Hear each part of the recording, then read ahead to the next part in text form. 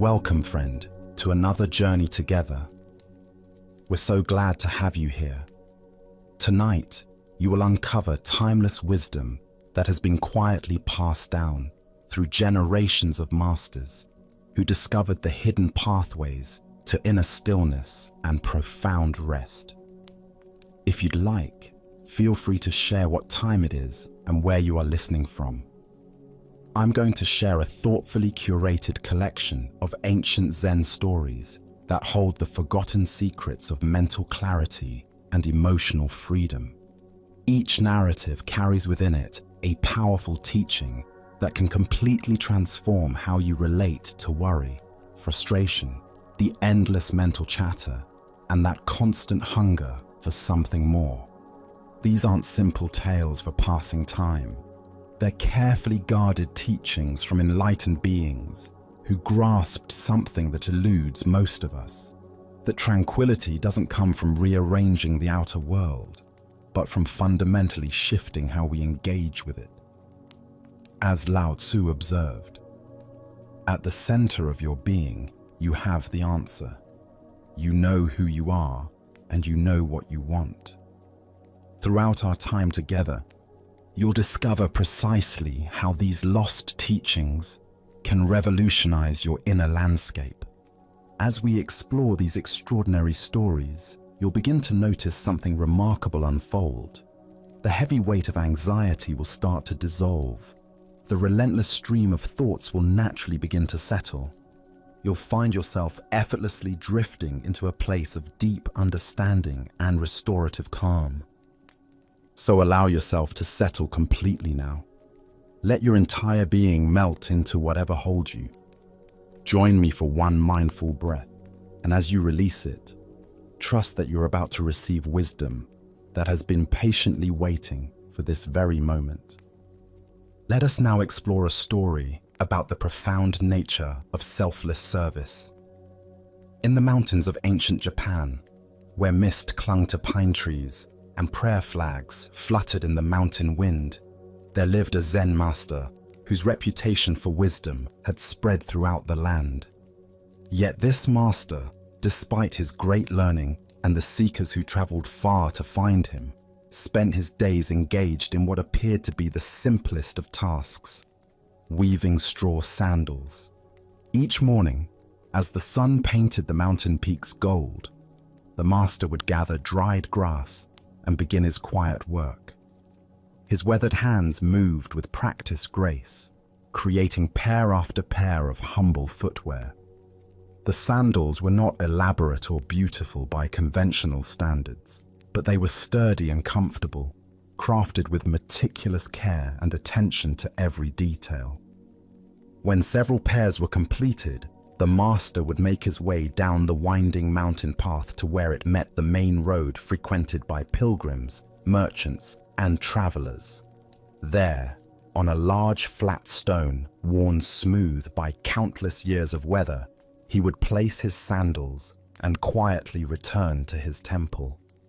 He never waited to see who might take them, never sought recognition or payment, never even left a sign explaining their purpose.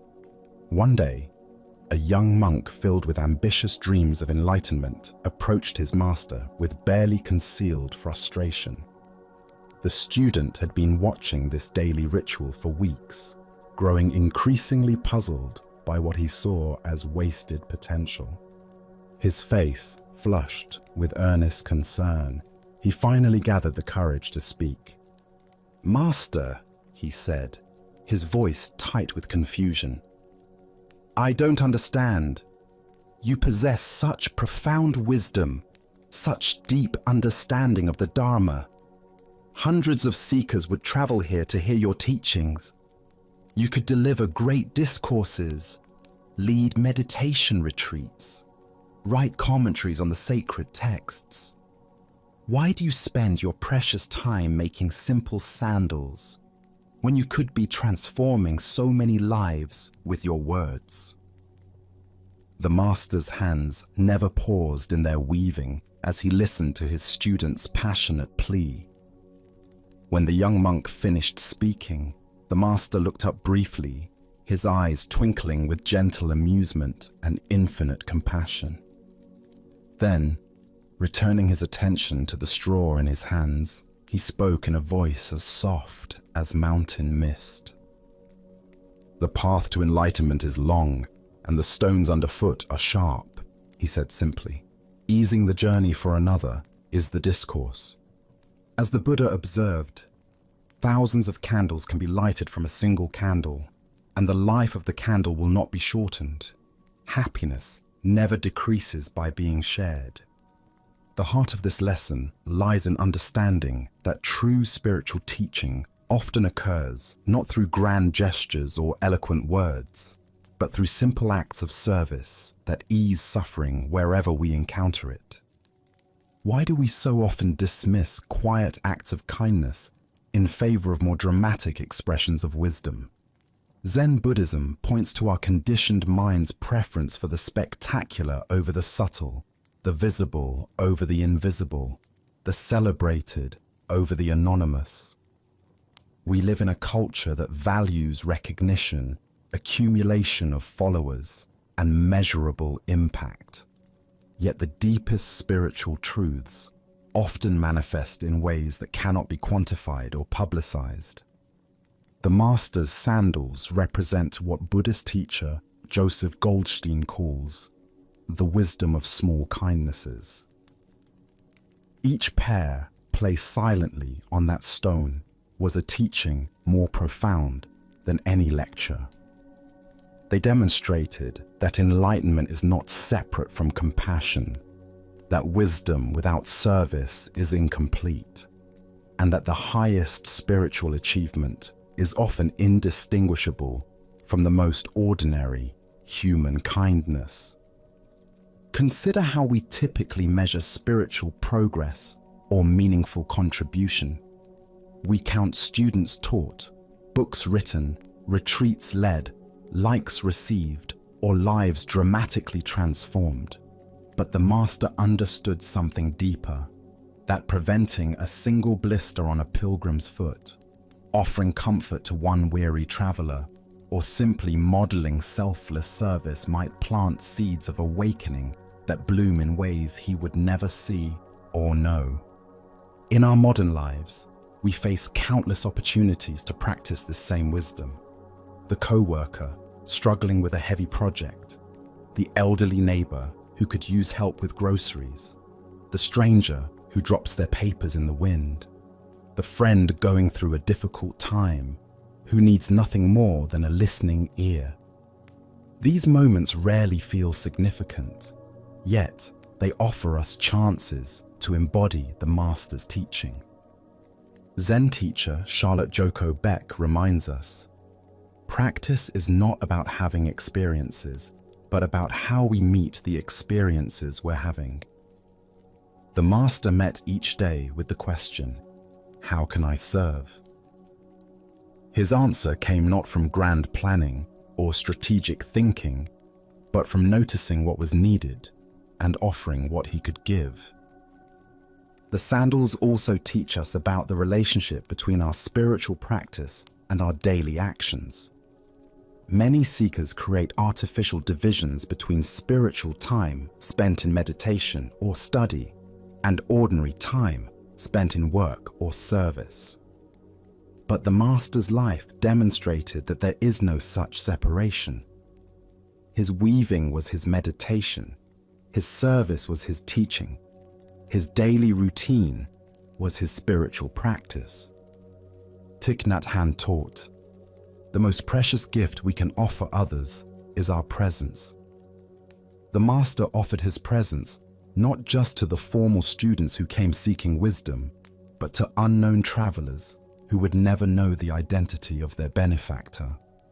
This anonymous kindness represents the purest form of giving, free from any expectation of return or recognition.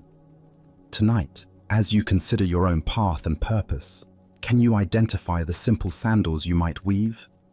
Perhaps it's the encouraging word you offer to someone feeling discouraged, the patient listening you provide to someone who needs to be heard, or the small gesture of care that brightens another's difficult day. These acts may seem insignificant compared to grander ambitions, but they carry the same transformative power as the Master's humble footwear. The Buddha taught, "In the end, just three things matter: how much you loved, how gently you lived, and how gracefully you let go of things not meant for you." The Master who made sandals embodied all three: loving through service, living gently without seeking recognition, and letting go of the ego's desire for dramatic impact.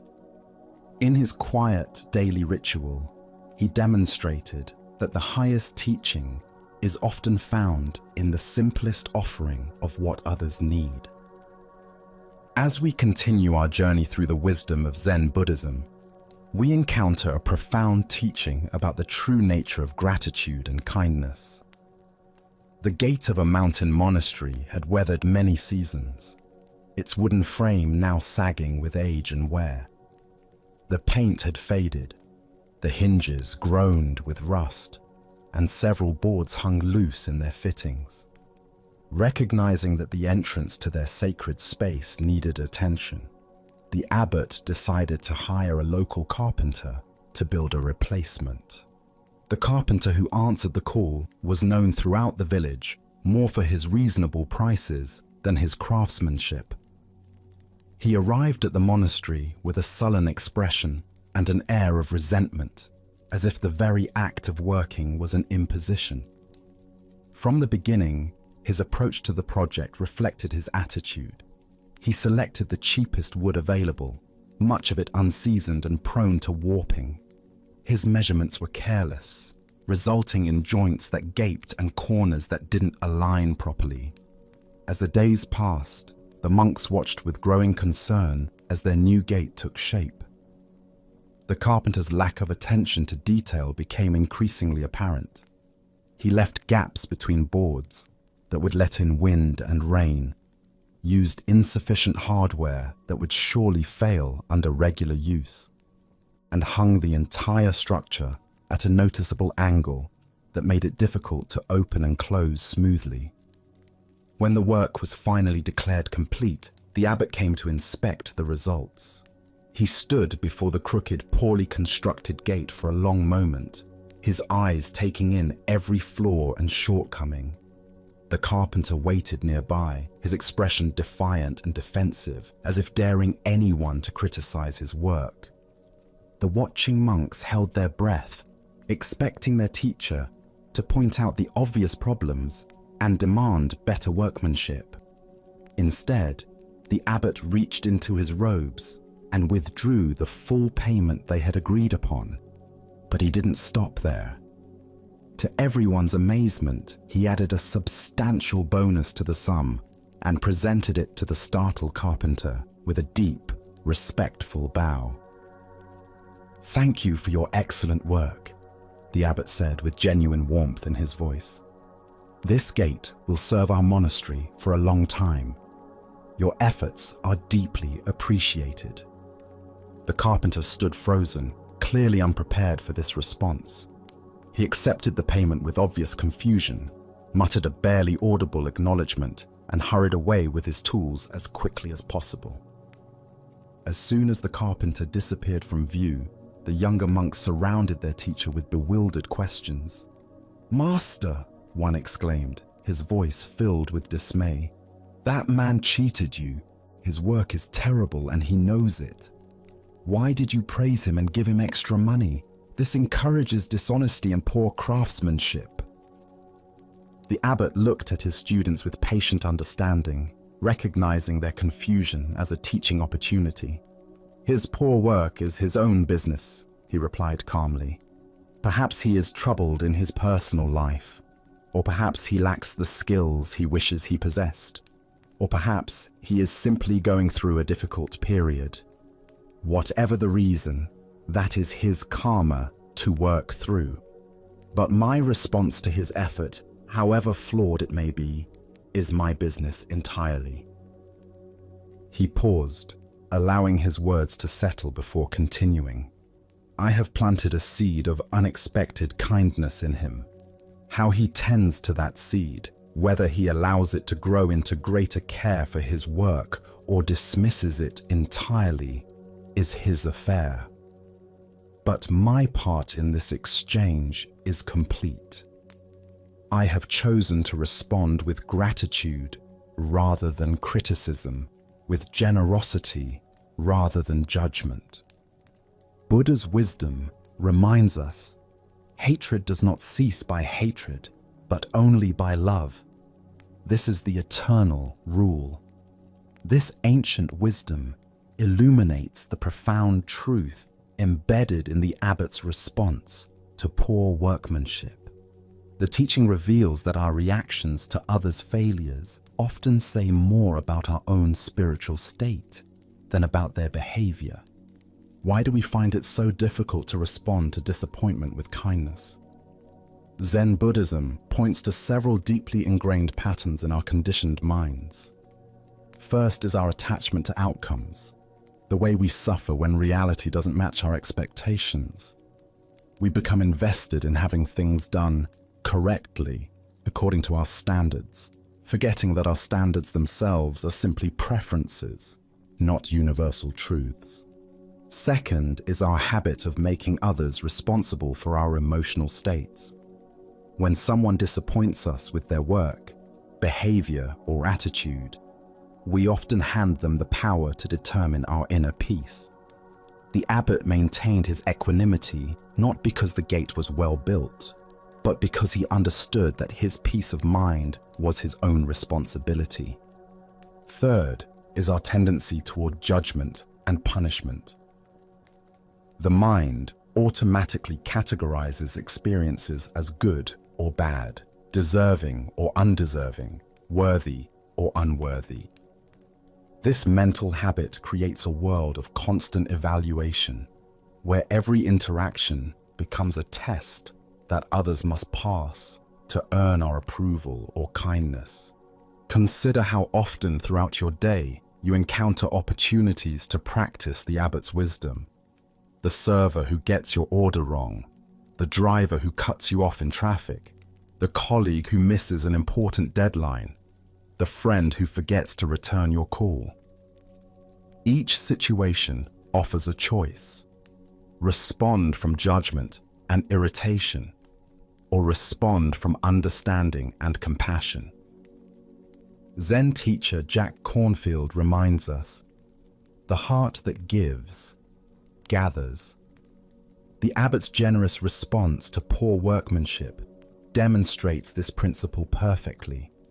Rather than gathering resentment, frustration, and the carpenter's defensive energy, he gathered the satisfaction of maintaining his own integrity and the possibility that his kindness might inspire change in another. The deeper teaching here shows us that true generosity is not conditional on receiving quality in return. It flows from an understanding that every person we encounter is struggling with something we cannot see. The carpenter's poor work might have stemmed from family troubles, financial stress, health concerns, or simply a lack of proper training.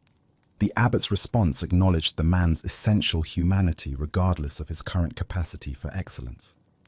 This story also illuminates the difference between enabling and compassion.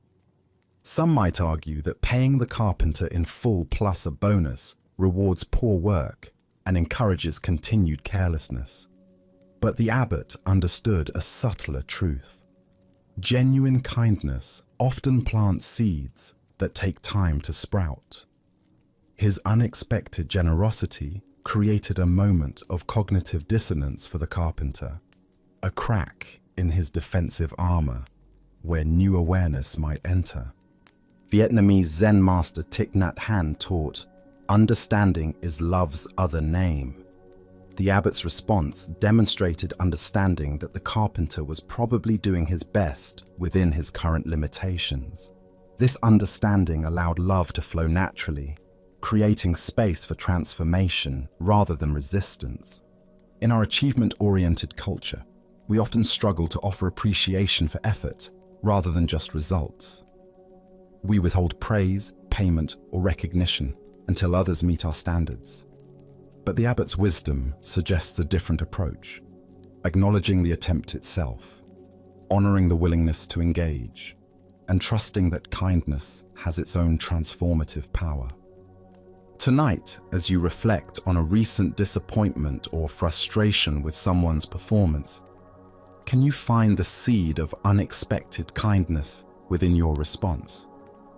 Perhaps it's offering encouragement instead of criticism, expressing gratitude for their effort despite imperfect results, or simply maintaining your own inner peace, regardless of their actions.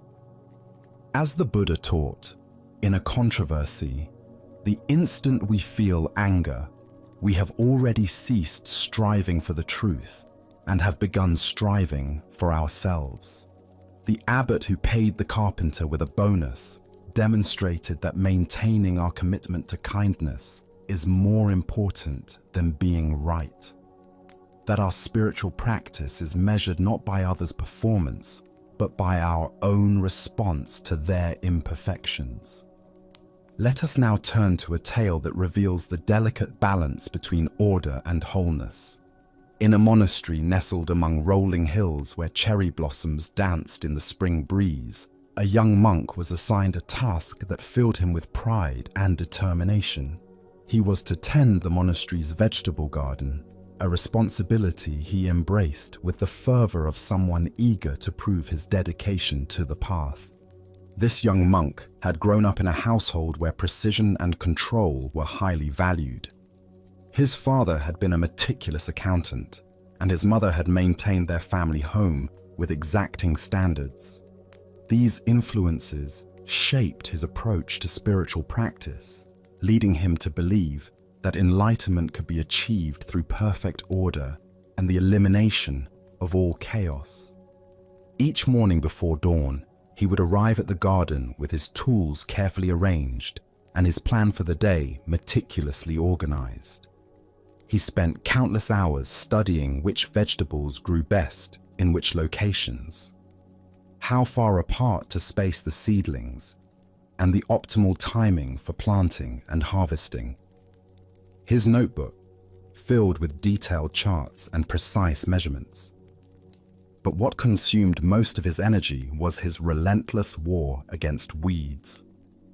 The moment he spotted any unwanted plant sprouting between his neat rows of vegetables, he would pounce on it with determination, pulling it from the earth and casting it aside. He developed an almost supernatural ability to detect the slightest intrusion of dandelions, clover, or wild grasses into his orderly domain. Weeks passed, and the garden began to reflect his vision of perfection. The vegetables grew in impossibly straight lines, each plant evenly spaced from its neighbors. The soil between the rows was bare and clean, meticulously raked into smooth patterns. Not a single unwanted plant could be found anywhere within the garden's boundaries. One peaceful afternoon, as the sun filtered through the leaves of surrounding trees and cast dancing shadows across the monastery grounds, the master came to visit the garden. He walked slowly along the neat pathways, observing the precise rows and the carefully maintained bare earth. His expression was thoughtful, almost contemplative, as he took in the scene. Finally, he stopped and stood quietly for several minutes, his head tilted as if he were listening for something. The young monk, who had been watching nervously from nearby, approached with obvious pride in his accomplishment. "Master," he said, gesturing toward his pristine creation, "what do you think of the garden? I've worked very hard to make it perfect." The master continued his quiet contemplation for another moment before speaking. "The garden is very quiet," he said simply. The young monk's face brightened with satisfaction. He interpreted this as high praise from his teacher. "Yes," he replied eagerly. "I have removed all the noisy weeds, every single one. The garden is now peaceful and orderly, just as it should be." The master turned to look at his student with gentle eyes that held both compassion and sadness. A soft smile played at the corners of his mouth as he prepared to offer a teaching that would challenge everything the young monk believed about perfection and control. And in doing so, the master said quietly, "You have also silenced the sound of the rain on their leaves, the rustle of the wind through their stems, and the hum of the insects that fed on their blossoms. Your garden is orderly, but it is not whole." The young monk stood frozen, his mind struggling to process what he had just heard. For the first time, he looked at his perfect garden, not with pride, but with fresh eyes. In that moment of shifting perception, he began to sense what was missing from his carefully controlled creation. As the Buddha once said, the middle way is the safest. What emerges from this story is a profound teaching about the dangers of extremes and the wisdom of embracing life's natural complexity. The young monk's quest for perfect order represents a common spiritual trap: the belief that enlightenment means eliminating all chaos, unpredictability, and apparent imperfection from our experience. Why do we struggle so deeply with accepting the messy complexity of life? Zen Buddhism points to our fundamental misunderstanding of what creates true peace and harmony.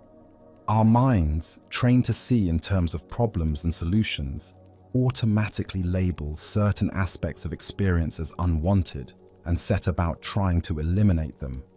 This creates what Buddhist teachers call the war against reality. The monk's approach to the garden mirrors how many of us approach our inner lives. We identify thoughts, emotions, or circumstances as weeds that must be eliminated for us to be truly spiritual or peaceful. Anxiety becomes an enemy to defeat, sadness a problem to solve, anger a flaw to overcome. In our zealous pursuit of inner calm, we often try to create a psychological landscape as bare and controlled as the monk's garden. But just as the garden's ecosystem required the diversity of plants to support insects, birds, and the full cycle of natural life, our inner ecosystem requires the full spectrum of human experience to remain vibrant and whole. The emotions we label as negative often carry important information. Anxiety might signal that we need to pay attention to something important. Sadness might indicate that we're grieving a necessary loss. Even anger might point us toward values we need to defend or boundaries we need to establish. Zen teacher Suzuki Roshi spoke of beginner's mind, the openness and curiosity that allows us to see freshly rather than through the filters of our preconceptions. The young monk had lost beginner's mind, replacing wonder with control, acceptance with manipulation. He could no longer hear the garden's natural music because he had decided in advance what sounds were acceptable. Consider how this teaching applies to relationships in our lives. How often do we try to weed the people around us, attempting to eliminate their traits we find inconvenient or challenging? We might withdraw love when family members don't behave as we think they should, become frustrated with friends who have different perspectives, or try to change our partners to match our vision of the perfect relationship. The Master's observation about missing sounds invites us to consider what we might be sacrificing in our pursuit of order and control. When we try to eliminate everything we've labeled as problematic, we often lose access to information, beauty, and aliveness that can only come through engaging with life's full complexity. Vietnamese Zen master Thich Nhat Hanh taught, "Thanks to impermanence, everything is possible." The weeds the monk eliminated were part of the garden's natural cycles of growth, death, and renewal. Their presence created habitat for beneficial insects. Their roots added nutrients to the soil when they decomposed, and their diversity supported the overall health of the ecosystem. In our spiritual practice, this wisdom invites us to work with, rather than against, the natural rhythms of our experience. Instead of trying to eliminate difficult emotions or challenging circumstances, we can learn to dance with them skillfully. This doesn't mean passive acceptance of harmful situations, but rather a willingness to engage with life's complexities with wisdom and compassion, rather than reflexive aversion. The Buddha said, "Everything in moderation, including moderation." The young monk had missed this essential teaching about balance. His dedication to order was admirable, but taken to an extreme. It created sterility rather than harmony. True spiritual practice often involves finding the dynamic balance between effort and ease, structure and spontaneity, intentionality and acceptance. Japanese aesthetics embraces the concept of wabi-sabi, finding beauty in imperfection and impermanence. A garden that includes both cultivated vegetables and wild plants embodies this principle, celebrating life's tendency toward diversity and change, rather than trying to freeze it into static perfection. Tonight, as you consider your own relationship with control and acceptance, can you identify areas where you might be creating overly sterile gardens in your life? Perhaps you're trying to eliminate certain emotions, avoid particular types of people, or control outcomes in ways that diminish rather than enhance your experience. What sounds might you be missing in your pursuit of quiet? The Buddha taught, "Chaos is inherent in all compounded things. Strive on with diligence." The Master's teaching about the silent garden reminds us that true diligence involves learning to work harmoniously with life's inherent chaos, rather than exhausting ourselves trying to eliminate it. In accepting the full symphony of existence, including its discordant notes, we discover a peace far richer than the brittle quiet of perfect control. Our next story reveals a profound truth about the nature of ultimate reality and our tendency to intellectualize what can only be directly experienced. On a dusty road leading to one of the great monasteries of ancient China, where pilgrims and seekers traveled from distant lands to study with renowned masters, an elderly woman had established a modest tea stall. For 30 years, she had served simple refreshments to the monks, students, and spiritual seekers who passed her humble station. Her weathered hands had poured countless cups of tea and prepared thousands of rice cakes, but she was not merely a vendor of food and drink. This old woman possessed a wisdom that few recognized, hidden beneath her ordinary appearance and simple occupation. She had developed a practice of engaging the traveling monks in a particular question, one that had become her own form of spiritual teaching. Whenever a monk would stop at her stall, bowing politely and requesting tea and rice cakes, she would serve them with careful attention and genuine kindness. But as they prepared to continue their journey, she would always pose the same inquiry, delivered with the casual tone of someone making ordinary conversation. "The great master at the temple teaches of the ultimate reality," she would say, her eyes twinkling with barely concealed mischief. "Where is that reality right now?" This simple question had been asked of hundreds of monks over the decades. Some were young and eager, their heads full of newly acquired philosophical concepts. Others were older and more learned, well-versed in the classical texts, and sophisticated in their understanding of Buddhist doctrine. All approached her question as an intellectual challenge to be solved through clever reasoning. The young monks would often launch into elaborate explanations about the nature of emptiness, the interdependence of all phenomena, or the non-dual nature of consciousness.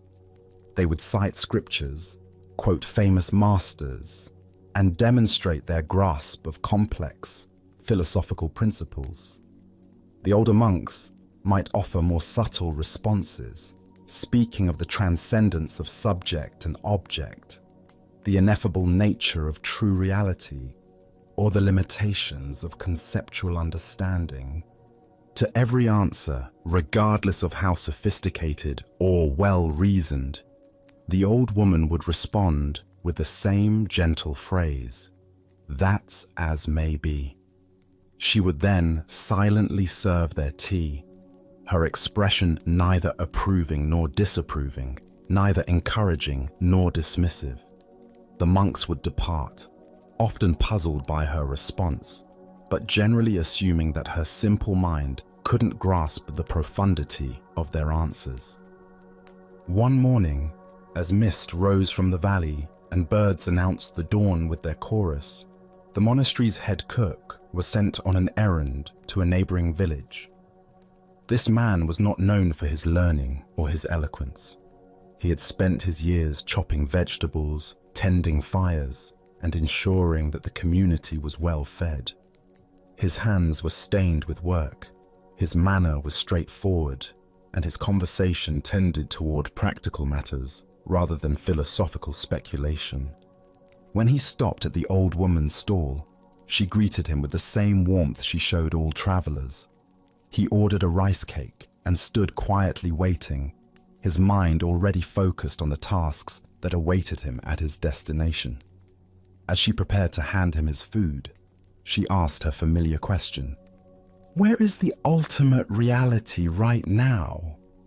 The cook received the question without any apparent surprise or sense that he was being tested.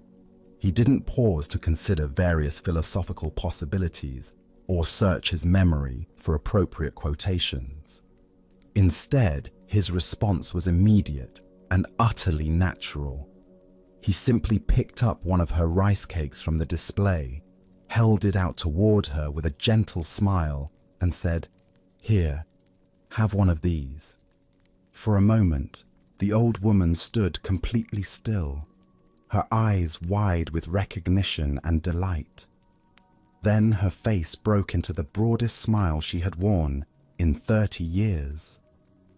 A laugh of pure joy escaped her lips as she realized that after 3 decades of questioning learned monks and accomplished scholars, she had finally encountered someone who truly understood. "After 30 years, she said, her voice filled with wonder and satisfaction, "I have finally found one who understands." Ancient Buddhist wisdom tells us, the finger pointing at the moon is not the moon. Here we discover the essential difference between conceptual knowledge and direct realization.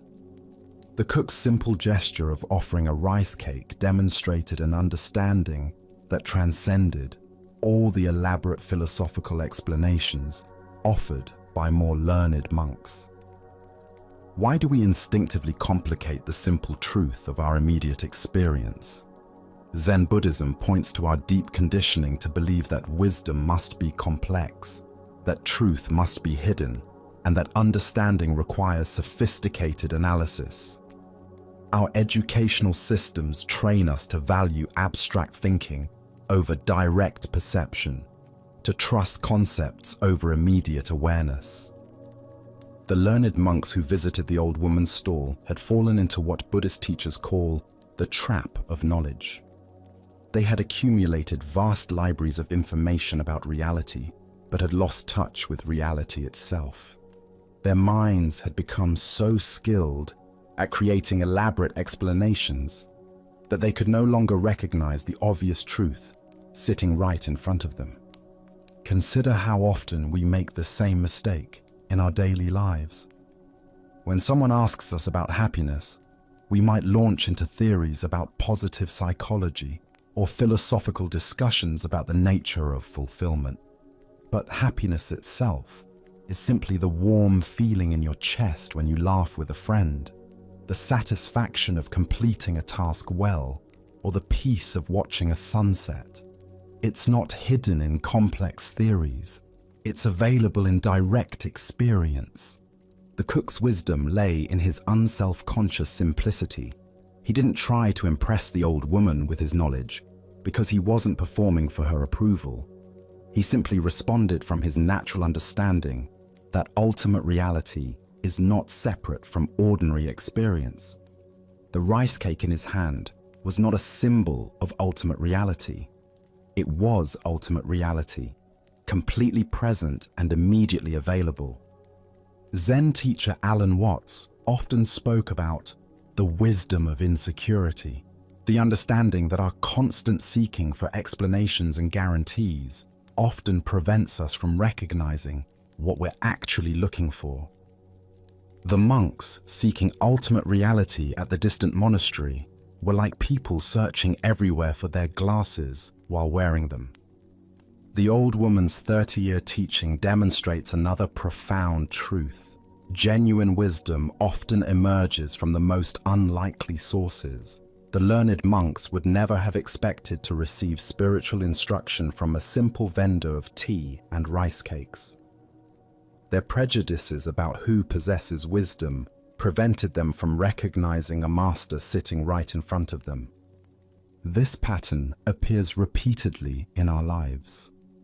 We often dismiss the insights available from children, elderly people, service workers, or anyone who doesn't fit our image of who should possess wisdom. We travel great distances to hear famous teachers while ignoring the profound lessons available from our immediate circumstances and the ordinary people we encounter daily. Dogen, the founder of Soto Zen, taught that practice and enlightenment are one. The cook embodied this teaching perfectly. His years of chopping vegetables, preparing meals, and serving others had not been separate from his spiritual development. They had been his spiritual development. Every rice cake he prepared was an expression of Buddha nature. Every meal served was an offering of compassion. The Buddha said, "Look within, you are the Buddha." The cook's gesture pointed directly to this truth. Ultimate reality was not hidden in philosophical concepts or waiting to be discovered through complex practices. It was present in the simple act of offering food to another person, in the immediate reality of hands holding rice cakes, in the basic kindness of sharing what we have. Tonight, as you consider the various spiritual concepts and philosophical ideas you've encountered, can you find the rice cake in your own experience? What simple, immediate reality are you overlooking while searching for something more profound? Perhaps it's the feeling of your breath moving in and out, the weight of your body against the chair, or the basic aliveness present in this very moment. The Buddha taught, "Better than 1,000 hollow words is one word that brings peace."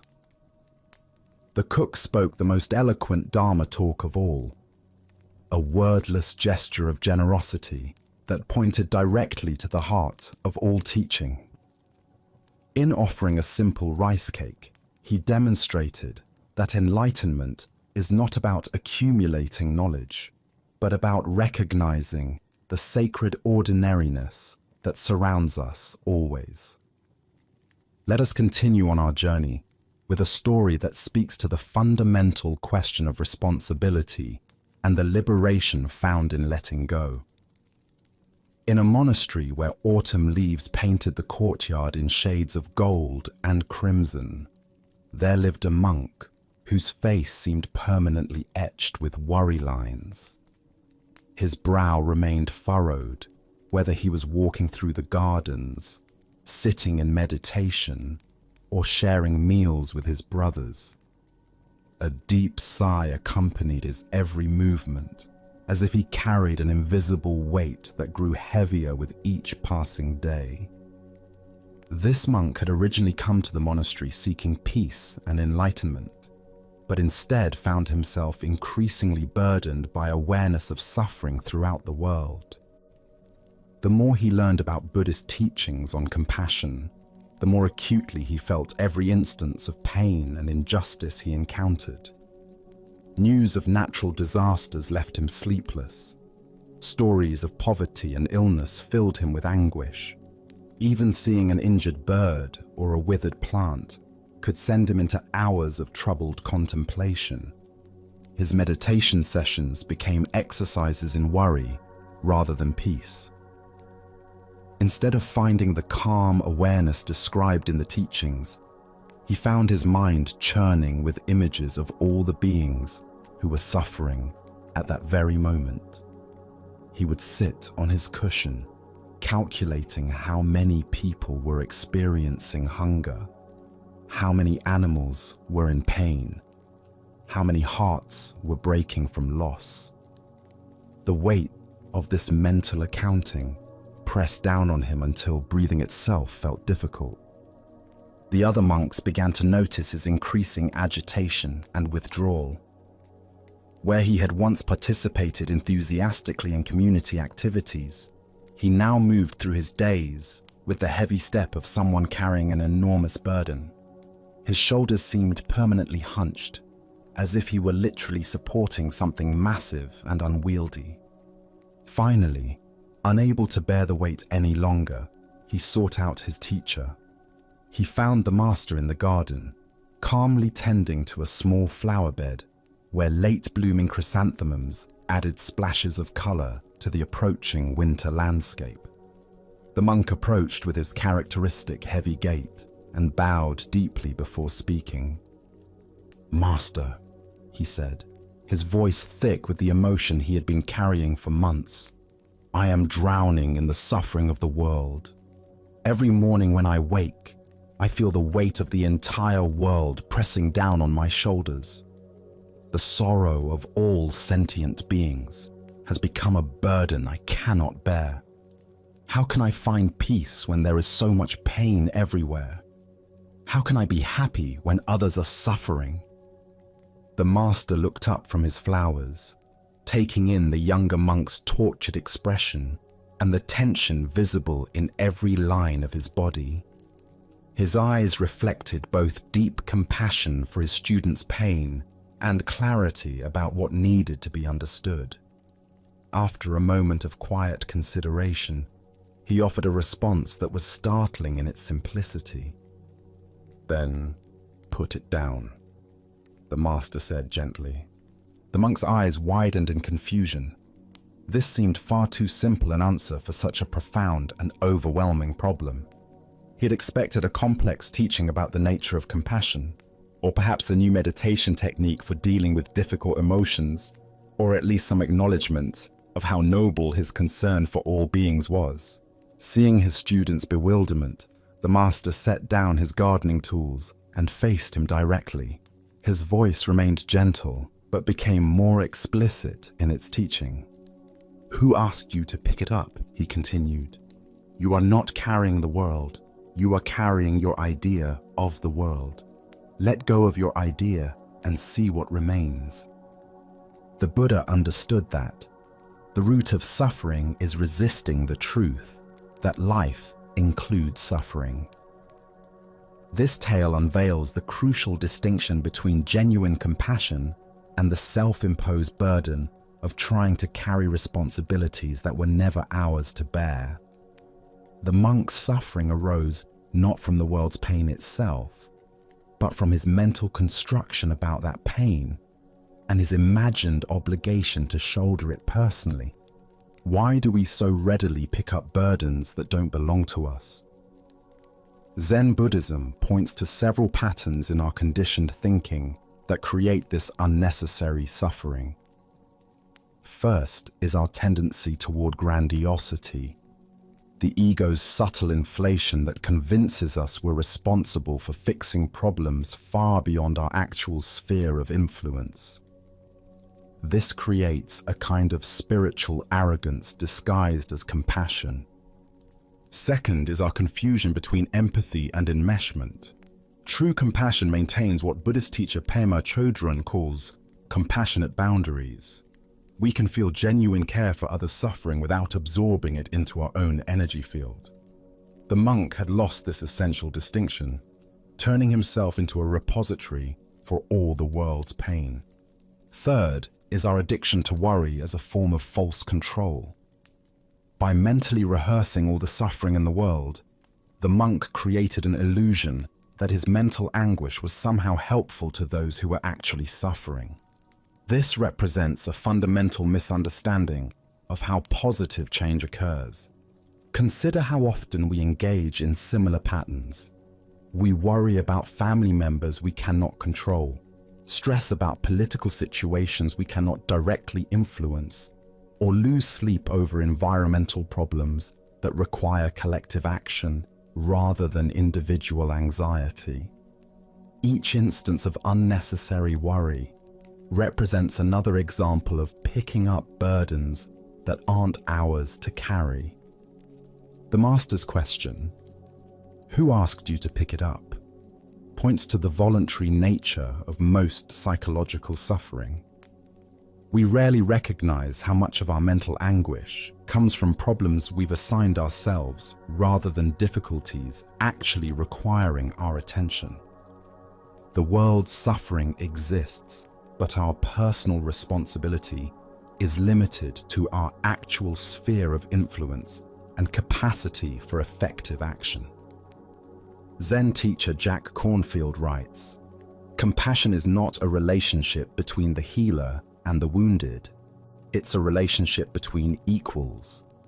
The monk had positioned himself as somehow responsible for healing the world's wounds, rather than recognizing his shared participation in the human condition.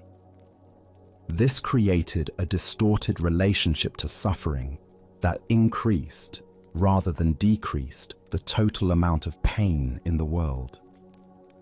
The deeper teaching here shows us that true compassion emerges from wisdom rather than emotion. When we're overwhelmed by the magnitude of suffering, we become less capable of responding effectively to the specific instances of pain we actually encounter. The monk's constant worry about distant suffering may have prevented him from noticing and responding to immediate opportunities for kindness within his own community. Buddhist teacher Joseph Goldstein reminds us, "The mind is everything. What you think you become." The monk had become suffering itself, rather than someone capable of alleviating suffering. His mental preoccupation with global pain had transformed him into another source of suffering for those around him, defeating the very compassionate intentions that motivated his worry. This teaching also illuminates the difference between care and carrying. We can care deeply about situations without carrying them as personal burdens. A doctor can feel genuine concern for patients without taking their illnesses home energetically. A parent can love their adult children without carrying responsibility for all their choices. A citizen can work for social justice without bearing personal guilt for every injustice. The Master's instruction to let go of your idea points to one of Zen's most fundamental insights. We suffer primarily from our thoughts about reality, rather than from reality itself. The world contains suffering, but it also contains joy, beauty, healing, and countless acts of kindness occurring simultaneously. The monk had selectively focused on only part of the picture, creating a mental construction that was far more unbearable than the actual world. Vietnamese Zen master Thich Nhat Hanh taught, "When you plant lettuce, if it does not grow well, you don't blame the lettuce. You look for reasons it is not doing well." The monk was blaming himself for the world's suffering rather than understanding the conditions that create unnecessary mental anguish. By examining his own mental habits, rather than trying to fix everything external, he could discover genuine peace. Tonight, as you notice the various worries and concerns occupying your mental space, can you distinguish between what you're actually responsible for and what you've unnecessarily picked up? Perhaps you're carrying anxiety about situations you cannot control, guilt about problems you didn't create, or stress about outcomes that depend on other people's choices. As the Buddha taught, you only lose what you cling to. The monk's clinging to his idea of global responsibility created the very burden he wished to escape.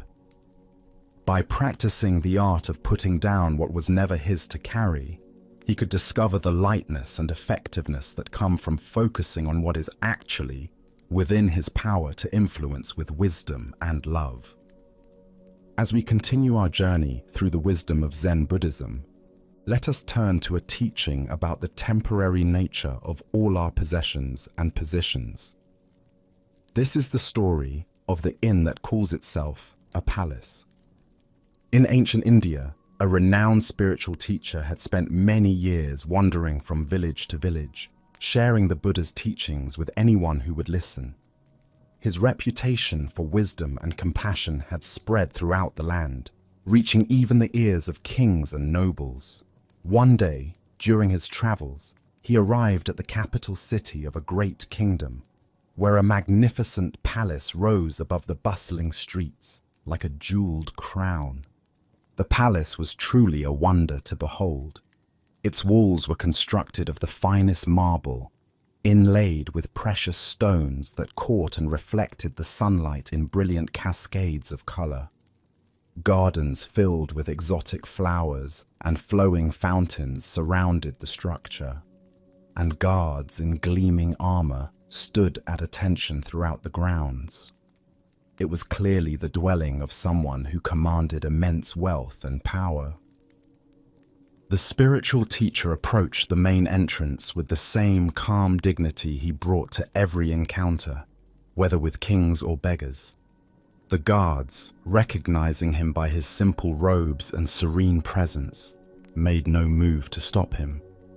Word of his arrival had preceded him, and they had been instructed to allow him passage. Walking through corridors lined with silk tapestries and golden statues, the teacher made his way directly to the throne room, where the king sat upon an elaborately carved chair elevated above the marble floor. Courtiers in fine clothes gathered around the throne, their jeweled ornaments glinting in the light from tall windows. The king, a middle-aged man wearing robes of deep purple silk and a crown of gold and diamonds, looked up as the teacher entered. He had been expecting this visit, though he wasn't entirely sure what to expect from their encounter. "What do you want?" the king asked directly, his voice carrying the authority of someone accustomed to immediate answers and unquestioning obedience. The teacher bowed respectfully, but spoke with quiet confidence. "Your Majesty, I would like a place to sleep in this inn." A ripple of surprise moved through the assembled courtiers.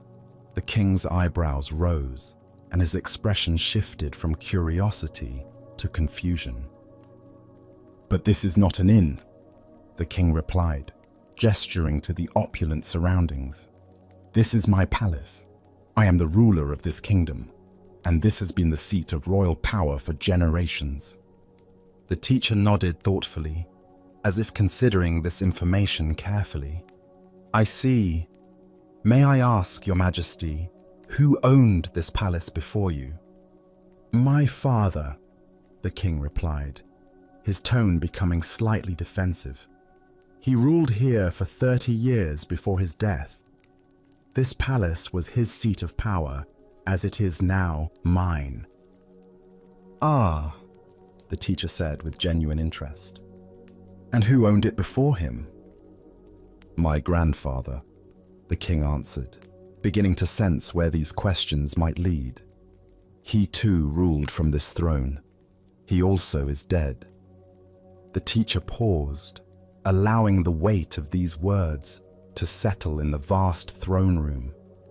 The courtiers had grown quiet, sensing the profound direction of this unusual conversation. Even the king found himself waiting, almost despite himself, for the teacher's response. Finally, the teacher spoke with gentle clarity that seemed to fill every corner of the ornate room. And this place where people live for a short time and then move on, did I hear you say that it is not an inn? The silence that followed was complete. The king sat motionless on his throne, the teacher's words penetrating layers of assumption and identity he had never questioned. The courtiers remained frozen, as if witnessing something beyond their normal understanding of royal protocol and worldly power. The Buddha taught, all conditioned things are impermanent. Work out your salvation with diligence. This profound truth reveals itself in the teacher's penetrating question about the inn that calls itself a palace. Why do we cling so fiercely to possessions and positions that are, by their very nature, temporary? Zen Buddhism explains that our attachment to permanence creates suffering because it conflicts with the fundamental reality of impermanence. Everything we think we own, including our own bodies and identities, we hold only temporarily. Look deeply at your own experience. The house you call yours, the car you drive, the job title you carry, the bank account balance you monitor, all of these are temporary arrangements. You inhabit them for a period of time, then move on, just as others inhabited them before you and will inhabit them after you. This doesn't mean we should become indifferent to our responsibilities or careless with our possessions. Rather, it invites us to hold them more lightly, recognizing their transient nature. The king's palace was indeed magnificent and served important functions, but it was also unmistakably an inn where occupants stayed temporarily before departing.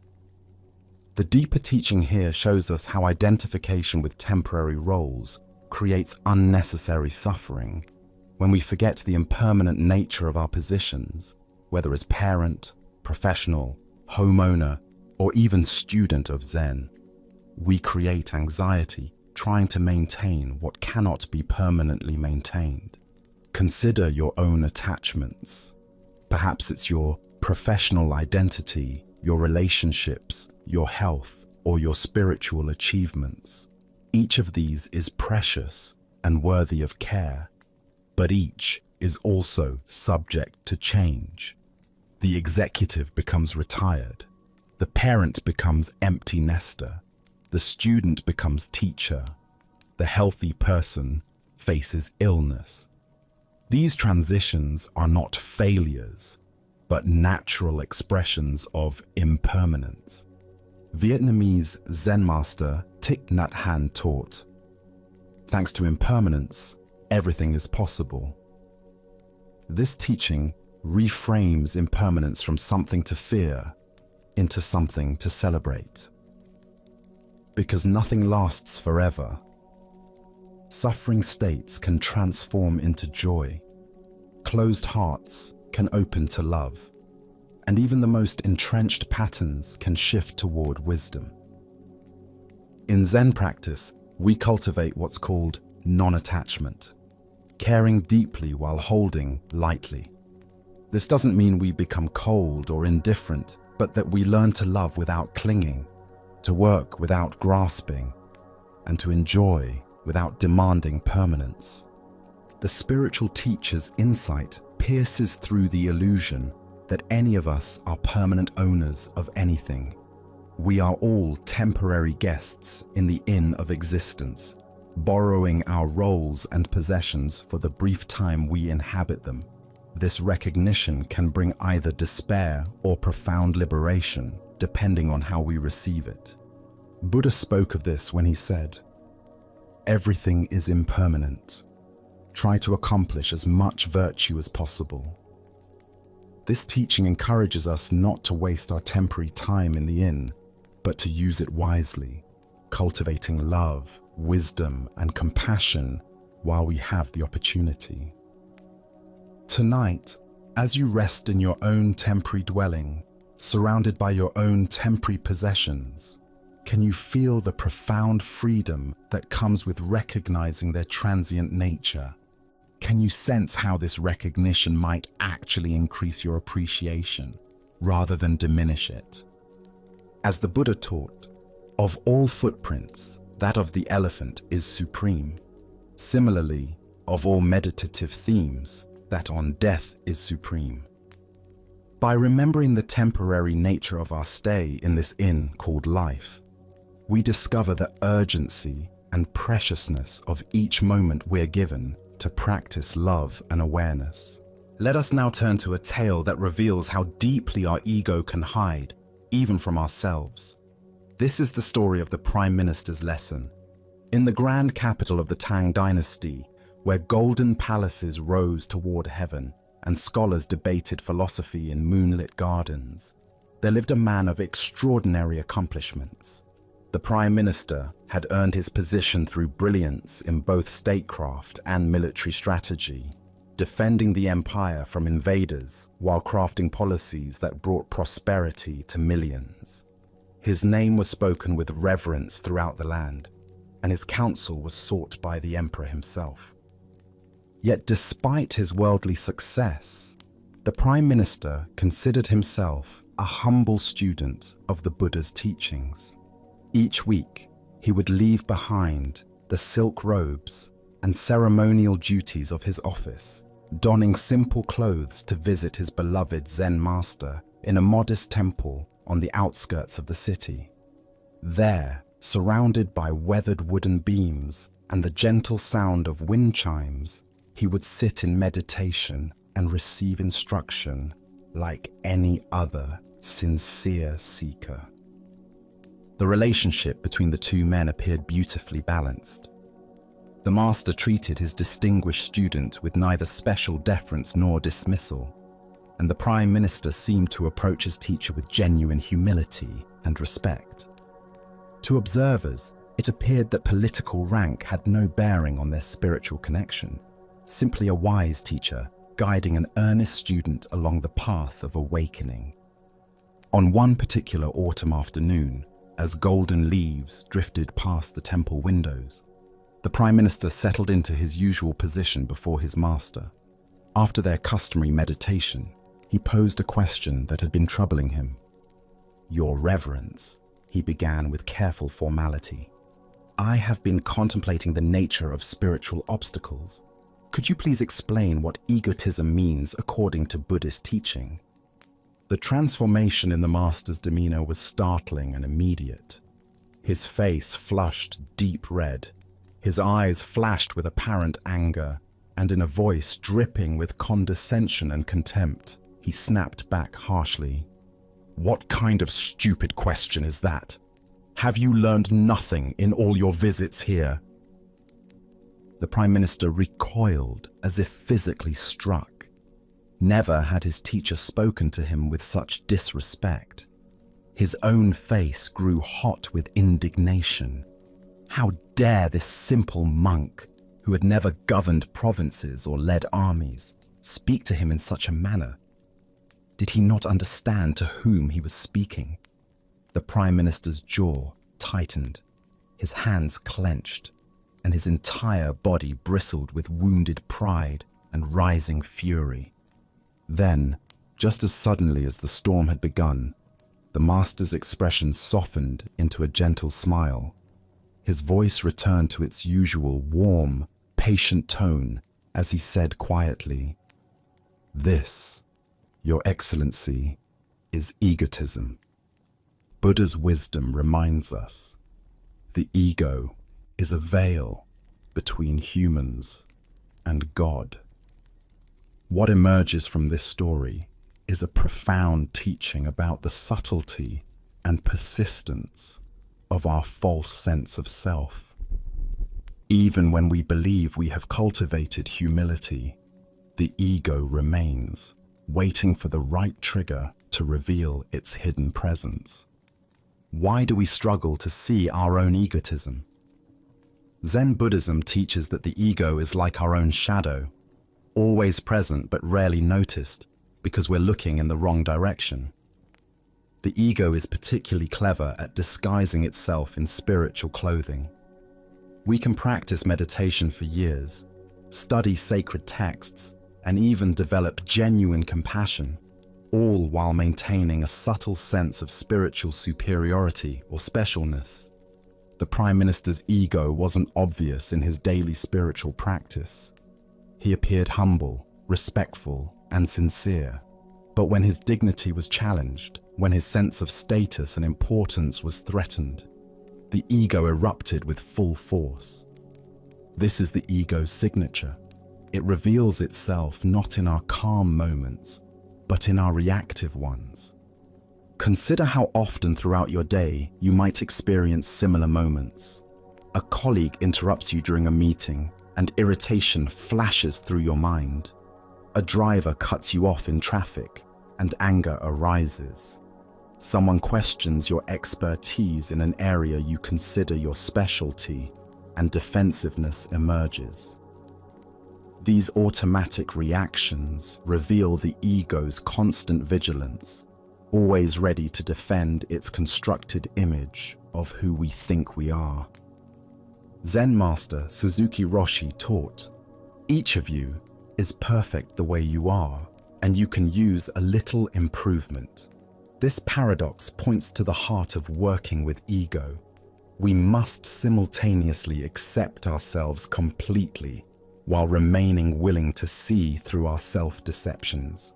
The ego thrives on both self-hatred and self-aggrandizement, but it dissolves in the light of honest, compassionate self-observation. The master's skillful teaching method reveals another crucial insight. Sometimes the most effective spiritual instruction comes not through gentle guidance, but through direct confrontation with our unconscious patterns. The shock of having his dignity challenged in such an unexpected way created a moment of clarity for the Prime Minister. A sudden recognition of patterns that had been operating below the surface of his awareness. In Zen practice, we cultivate what might be called ego transparency, the ability to see through our self-protective mechanisms as they arise. This doesn't mean we eliminate the ego entirely, which would be neither possible nor desirable, but rather that we develop a lighter relationship with it. We learn to recognize its voice without automatically believing its stories. Tonight, as you notice moments of defensiveness, irritation, or wounded pride arising in your interactions, can you remember the Prime Minister's lesson? Can you see these reactions not as character flaws, but as opportunities for deeper self-understanding? As the Buddha taught, you only lose what you cling to. The ego is simply another thing we cling to, a collection of stories about who we think we are. In releasing our grip on these stories, we discover the freedom that lies beyond the prison of self-importance. Let us now turn to a tale about the thin boundary between heaven and hell within our own hearts. This is the story of the samurai and the gates. In feudal Japan, a battle-hardened warrior named Nobushige sought out the renowned Zen master Hakuin.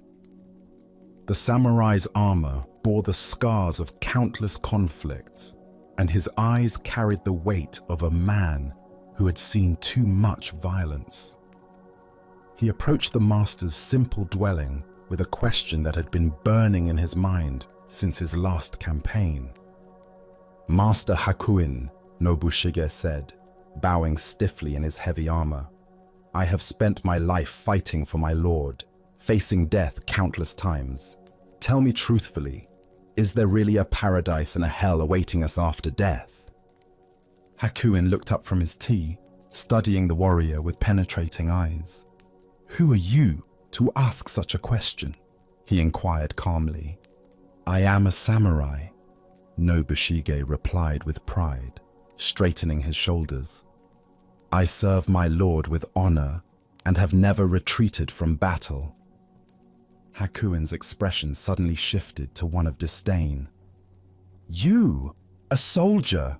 he exclaimed with a dismissive laugh.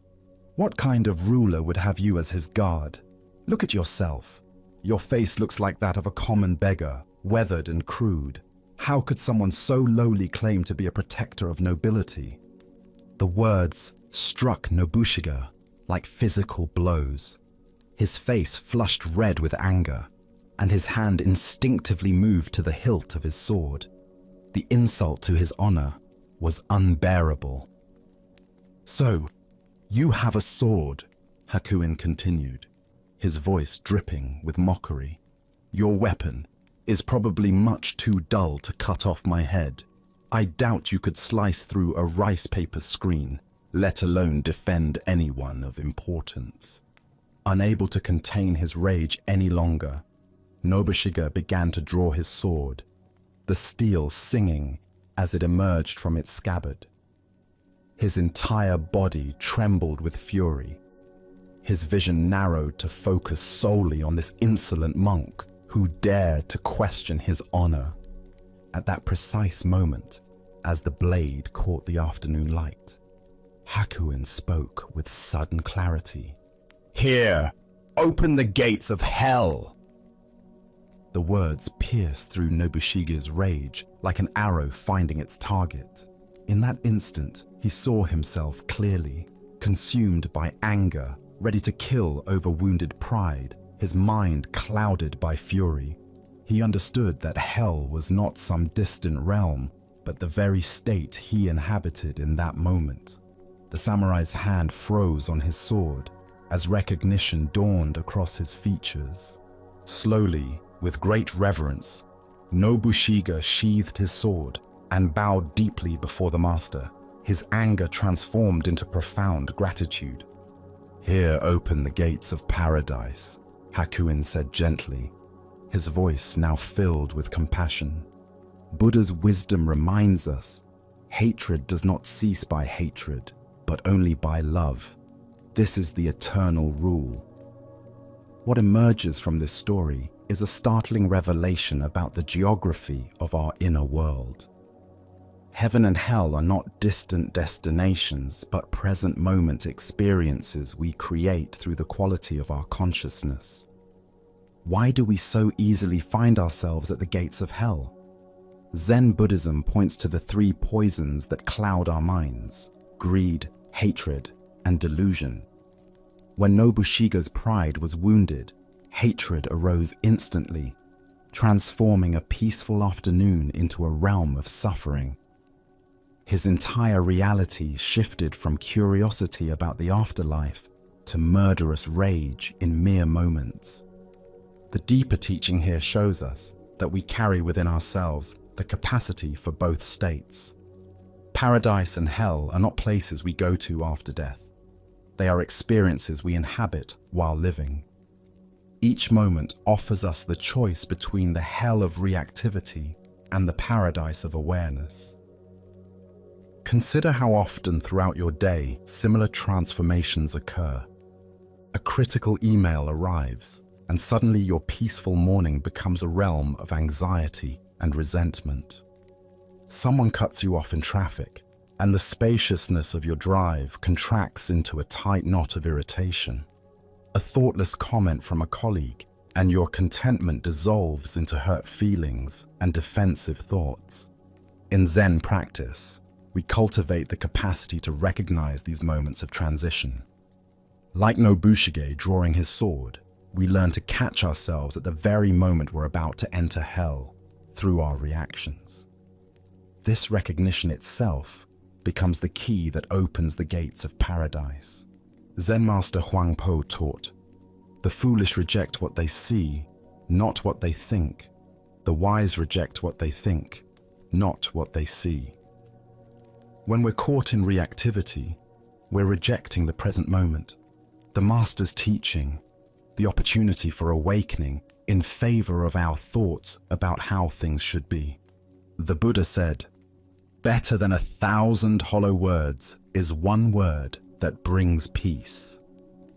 Hakuin's apparent insults were not cruelty but compassion in disguise. By provoking Nobushige's anger so skillfully, he showed the warrior exactly what he needed to see: that hell is a state of mind we enter through our own choices. This teaching invites us to examine our own triggers. What words or situations instantly transport us to hell? Perhaps it's feeling unappreciated at work, being misunderstood by family, or facing unexpected challenges. Each of these experiences offers the same choice Nobushige faced. Will we draw our sword or recognize the teaching? Tonight, as you notice irritation arising in response to some frustration, can you remember Hakuin's lesson? Can you recognize the moment when you're about to enter hell through your reactions and instead choose the paradise of awareness? As the Buddha taught, what we think, we become. In each moment, we are either opening the gates of hell through unconscious reactivity or opening the gates of paradise through mindful presence. Let us continue with a story about the limits of understanding and the honesty of not knowing. This is the teaching of the Emperor and Master Gudo. The Emperor of Japan, a man accustomed to receiving definitive answers from his advisors and scholars, had arranged a private audience with Master Gudo, one of the most respected Zen teachers in the realm.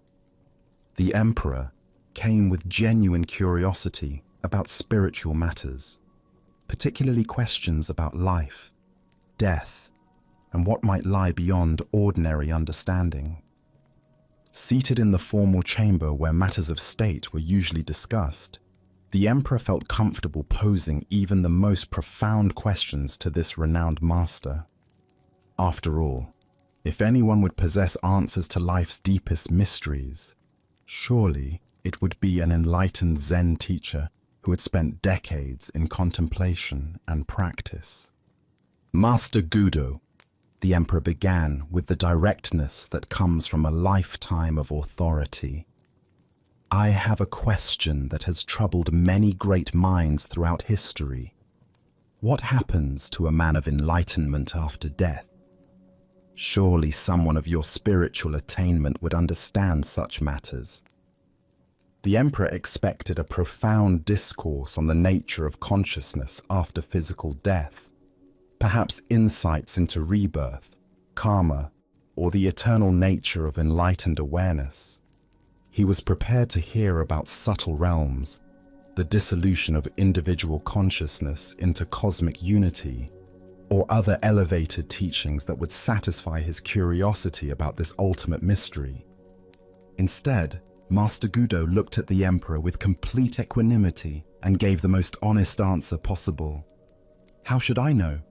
The Emperor was taken aback.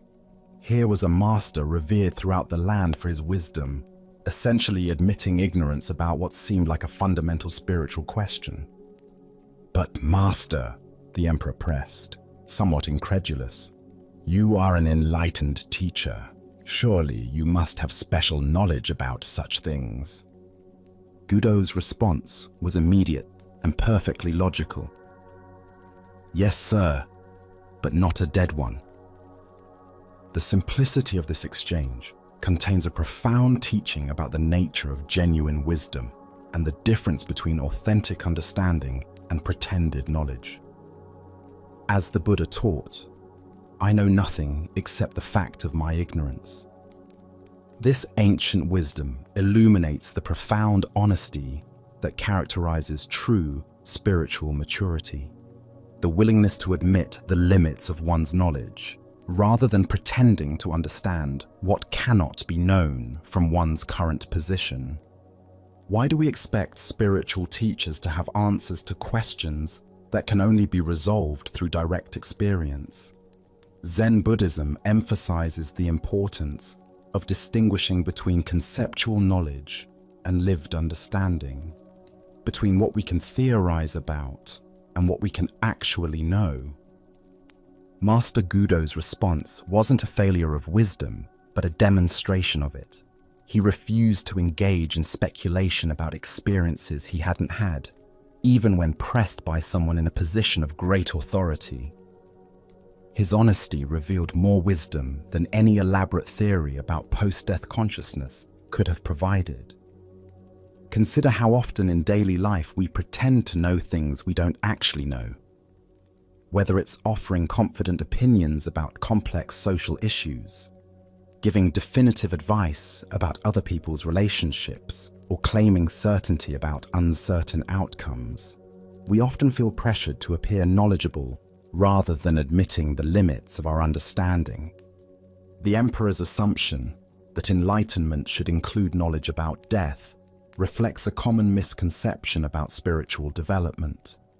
We imagine that awakening provides a comprehensive database of cosmic information rather than a fundamental shift in how we relate to not knowing. In Zen practice, we cultivate what Suzuki Roshi called "don't know mind," a state of open awareness that doesn't need to fill every gap in understanding with theories or beliefs. This isn't ignorance, but a wise recognition that direct experience is more valuable than second-hand information. Zen Master Linchi taught, "There is nothing special to do, nothing special to learn."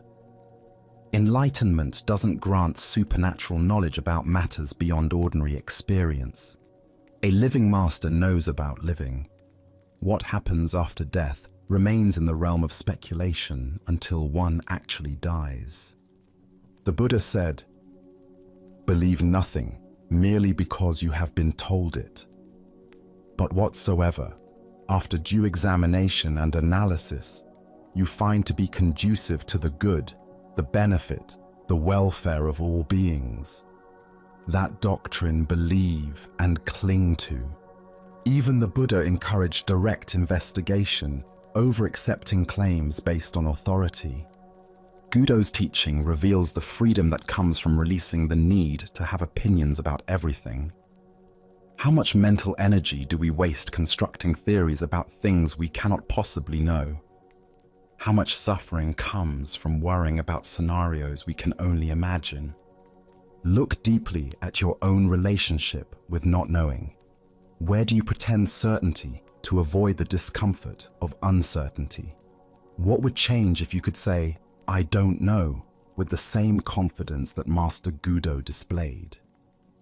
The Emperor sought knowledge about death from someone who was vibrantly alive.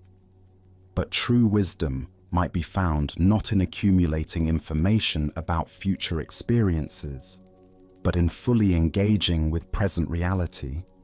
The mystery of death is honored not by pretending to solve it, but by living authentically in the face of it.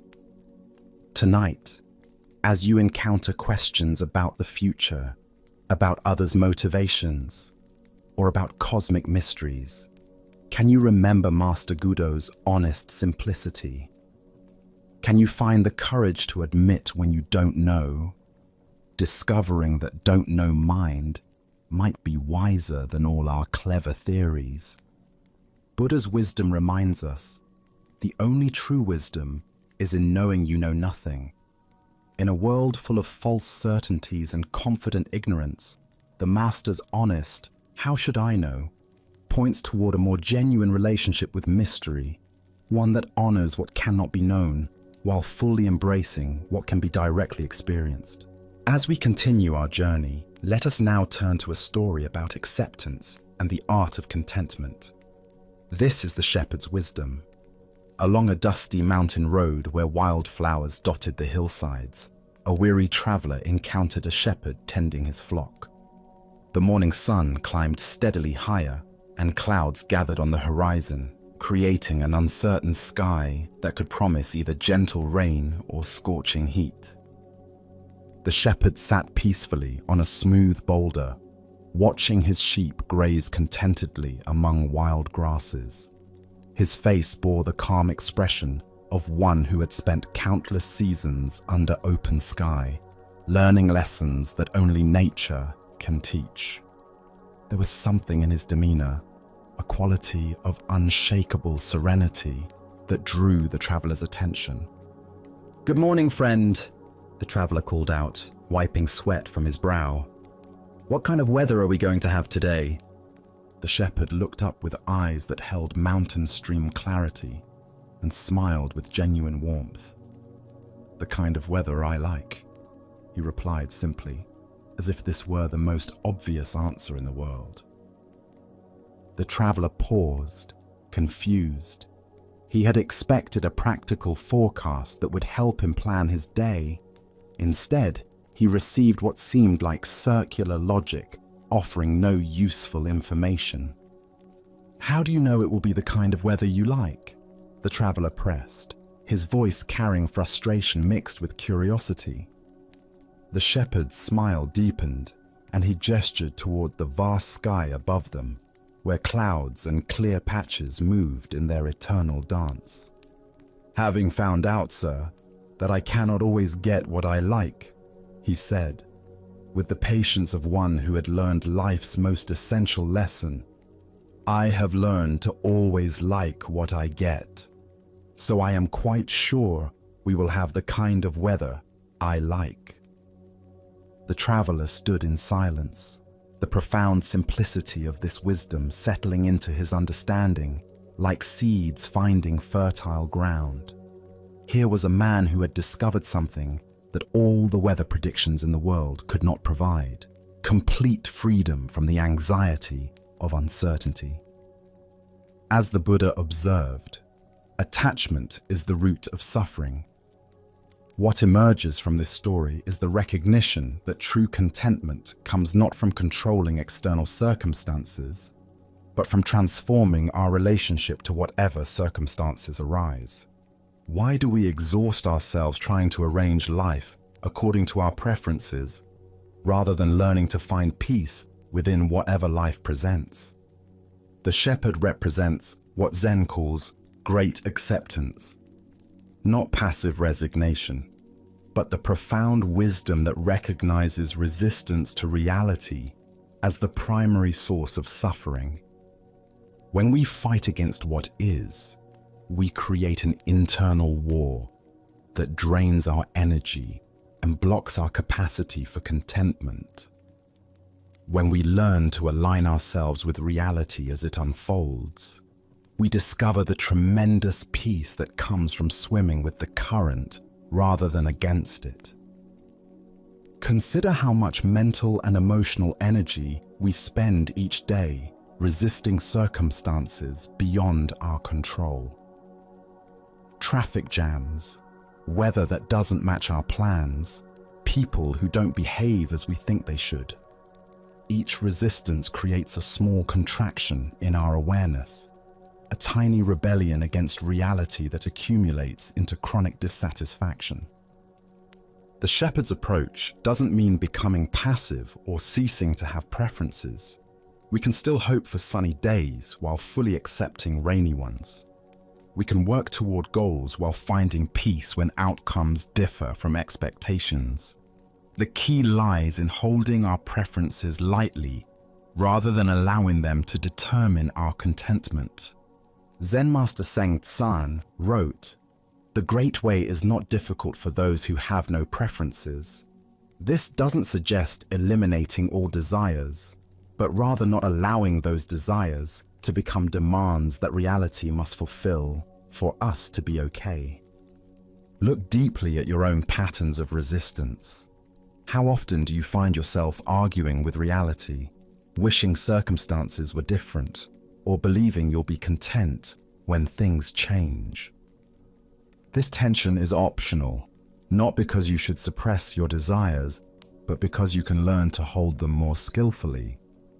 The Buddha taught that attachment doesn't mean caring deeply about things. It means making our inner peace conditional on external circumstances, arranging themselves according to our specifications. The shepherd cares about his flock and appreciates comfort, but his fundamental contentment doesn't depend on any particular outcome. Tonight, as you reflect on the day's experiences, both pleasant and challenging, can you find the shepherd's secret within your own awareness? What if contentment isn't waiting for better circumstances, but is available right now through a shift in perspective? As the Buddha taught, happiness does not depend on what you have or who you are. It solely relies on what you think. The shepherd discovered that when we stop demanding that life conform to our expectations, we find the freedom to enjoy life exactly as it presents itself. Our next story reveals a profound teaching about the nature of emptiness and the surprising places where we discover truth. This is the story of grasping what cannot be held. In a quiet monastery garden where cherry blossoms drifted gently on the morning breeze, Master Sekyo sat with one of his most earnest students. The young monk had been studying Buddhist philosophy for several years, filling his mind with concepts about the nature of reality, the illusion of the self, and the teaching of emptiness that seems so central to the Buddha's wisdom. He could recite passages about shunyata, discuss the philosophical implications of non-being, and engage in lengthy debates about the relationship between form and void. But for all his intellectual understanding, something felt missing. The words remained just words, concepts floating in his mind without the direct experience that would make them real. He approached his teacher that morning with a question that had been troubling him for months. "Master," the young monk said, bowing respectfully, "I have studied the teaching of emptiness extensively. I understand that all phenomena arise and pass away, that nothing has permanent, independent existence. But I feel like I'm only grasping concepts. Can you help me get hold of emptiness itself?" Sekyo looked at his student with knowing eyes. He had seen this struggle many times before, the gap between intellectual understanding and direct realization, the frustration of trying to grasp with the mind what can only be known through experience. "Show me how you would get hold of emptiness," the master said simply. The monk thought for a moment, then cupped his hands in the air as if he were trying to capture something invisible. He held his hands carefully as though cradling a soap bubble that might burst at any moment. His face was earnest and concentrated, his entire being focused on this attempt to demonstrate his understanding of a teaching about the very nature of nothingness. "There," he said, holding his cupped hands very still. "I'm trying to hold emptiness itself." Sekyo looked at the student's empty hands and shook his head gently. "That's not very good," he said with a slight smile. "You haven't got anything in there at all. You're just holding air and calling it something special." The monk's face fell. He had been so certain that his gesture captured something meaningful about the teaching. "Well, master," he said, his voice tinged with disappointment and confusion, "please show me a better way. How does one truly get hold of emptiness?" Without warning, Master Sekyo reached out and grabbed the monk's nose, giving it a sharp, firm yank. "Ouch!" the monk yelled, his hands flying to his face, his eyes watering from the sudden, unexpected pain. "Master, that hurt me!" Sekyo released his grip and smiled broadly. "Now that," he said with satisfaction, "is how you get hold of emptiness." The monk stood there, rubbing his nose, completely bewildered. His nose throbbed with very real, very unempty pain. How could this physical sensation, this undeniable presence of discomfort, have anything to do with emptiness? It seemed like the opposite of everything he had been studying. But as the initial shock wore off, something began to shift in his understanding. The pain in his nose was absolutely real, yet it was also completely impermanent, already beginning to fade. It had arisen from nowhere, would disappear completely, and left no permanent mark on reality. It was both utterly present and completely insubstantial. More importantly, in the moment of that sharp sensation, all his conceptual thinking about emptiness had vanished entirely. There had been no philosophical analysis, no abstract understanding, just direct, immediate experience. The gap between the one experiencing and the thing experienced had dissolved in the simple reality of ouch. As the Buddha taught, form is emptiness. Emptiness is form. Here we discover that emptiness is not the absence of experience, but the very nature of all experience. Everything arises, exists for a moment, and passes away, leaving no permanent trace while being completely real in its moment of appearing. Why do we struggle so hard to understand emptiness conceptually when it's the very fabric of every moment? Zen Buddhism points to our habit of trying to grasp reality with our thinking minds rather than experiencing it directly. We turn the most immediate truths into abstract philosophies, then wonder why they feel distant and theoretical. The monk's mistake was common and understandable. He was trying to hold emptiness as if it were a thing, an object that could be captured and possessed. But emptiness isn't an object. It's the very condition that allows all objects to appear and disappear. It's not something we can grasp. It's what makes grasping possible. Consider your own experience right now. The thoughts arising in your mind. Where do they come from? Where do they go when they fade? The sensations in your body, the sounds around you, even your sense of being someone who is reading these words.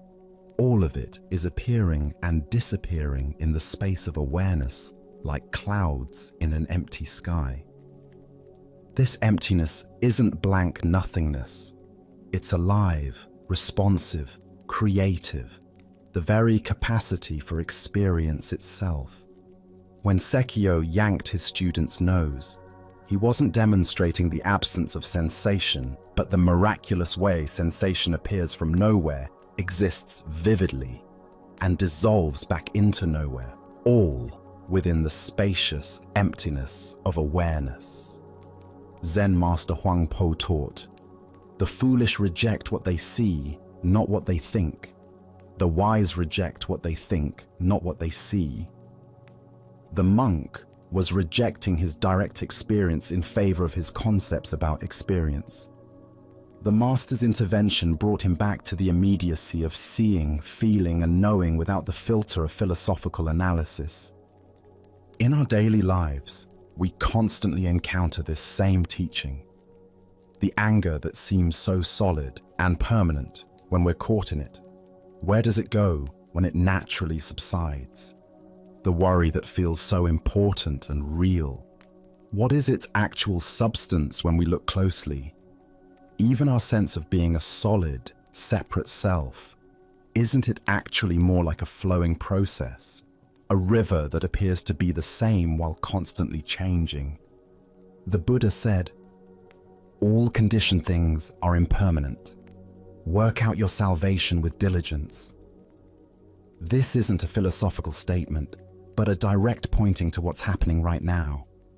Everything we experience is empty, in the sense that it has no permanent, independent existence, yet it's all perfectly real as it appears. Tonight, as you notice thoughts, sensations, and experiences arising and passing in your awareness, can you sense the emptiness that Sekio was pointing to? Not as an abstract concept, but as the very space in which your life is unfolding. Can you feel how this emptiness is not separate from the fullness of your experience, but is its very nature? Buddha's wisdom reminds us, in the sky, there is no distinction of east and west. People create distinctions out of their own minds and then believe them to be true. The emptiness of all phenomena isn't something we need to achieve or understand. It's what we are, what everything is right now. We just need to stop trying to grasp it and let ourselves be grasped by it instead. As we continue our journey through the wisdom of Zen Buddhism, we encounter a story about perception's power to create reality. This is the tale of the eggplant in the dark. In a mountain monastery where silence was treasured, there lived a monk renowned for strict adherence to Buddhist precepts. His devotion was unwavering, his meditation exemplary, his commitment to non-violence absolute. For years, he had walked the path with careful attention to every rule, finding comfort in structure and certainty.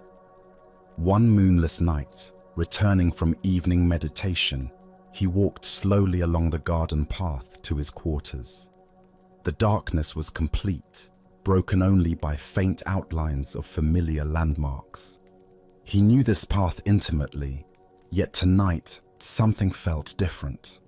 Suddenly, his foot came down on something soft and yielding. The object made a distinct squishing sound that pierced the quiet like a bell. The monk froze, his heart racing as his mind conjured the most likely explanation. He had stepped on an egg-bearing frog.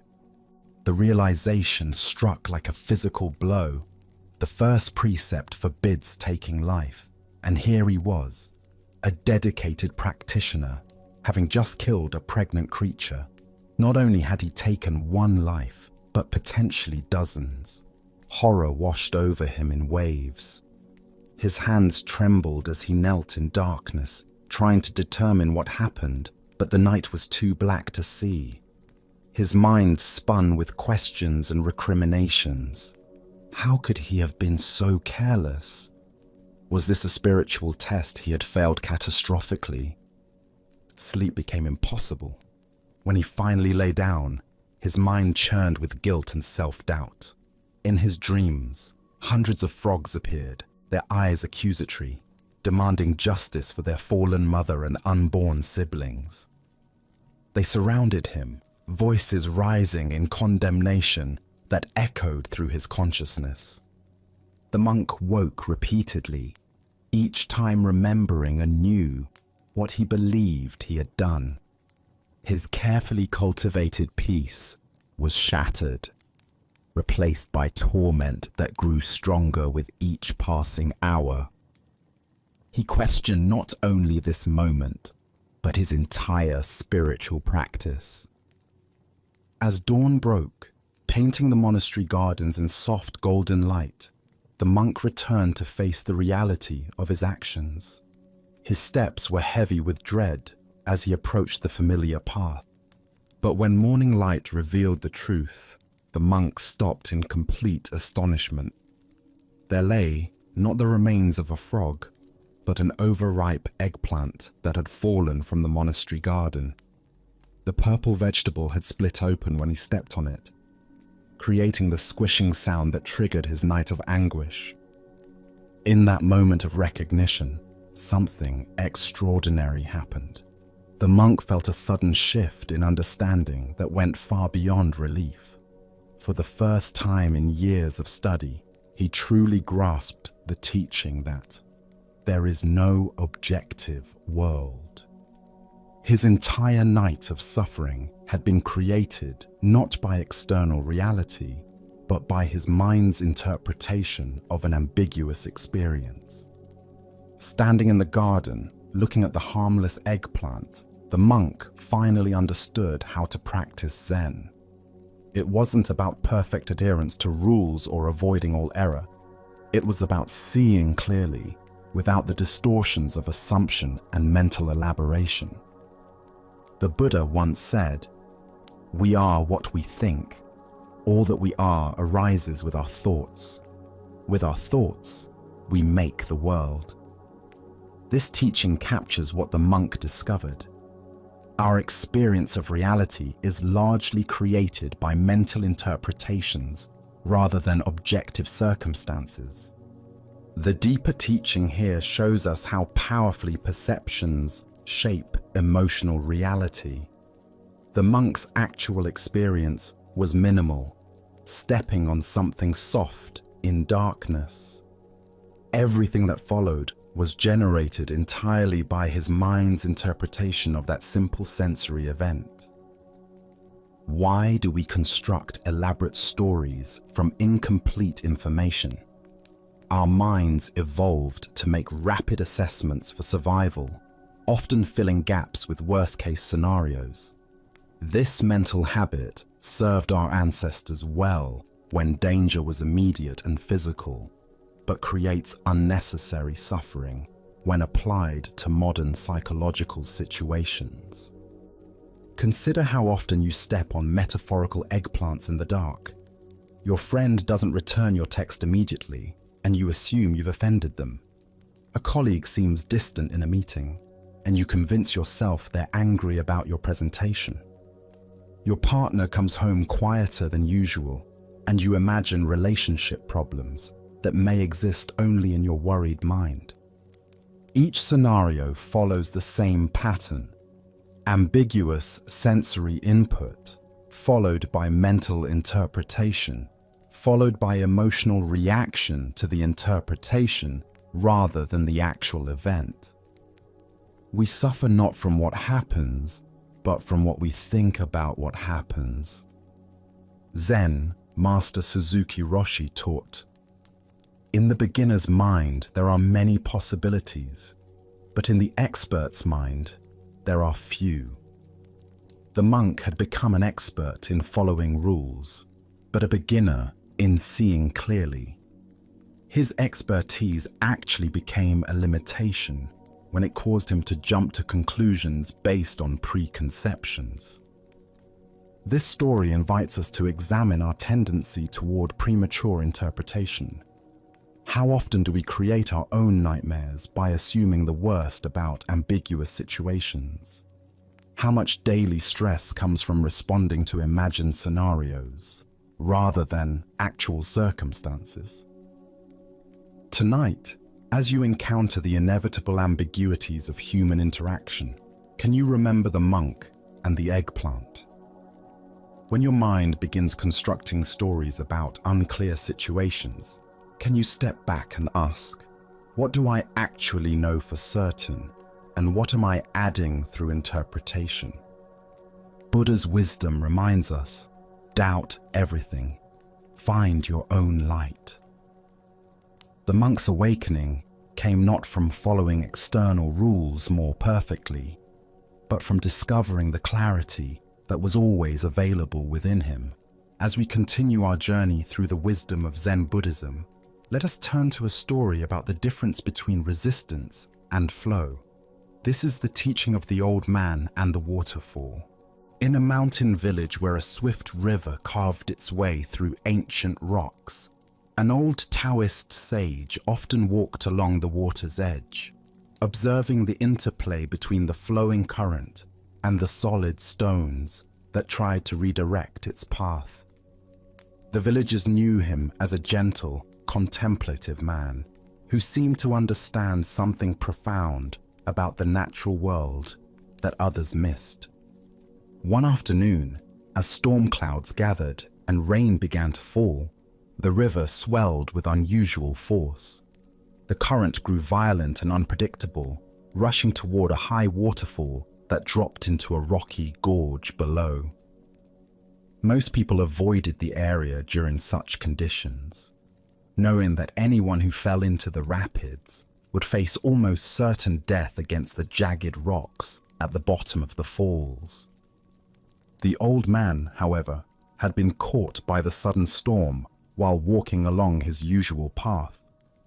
As he tried to make his way back to safety, the muddy bank gave way beneath his feet.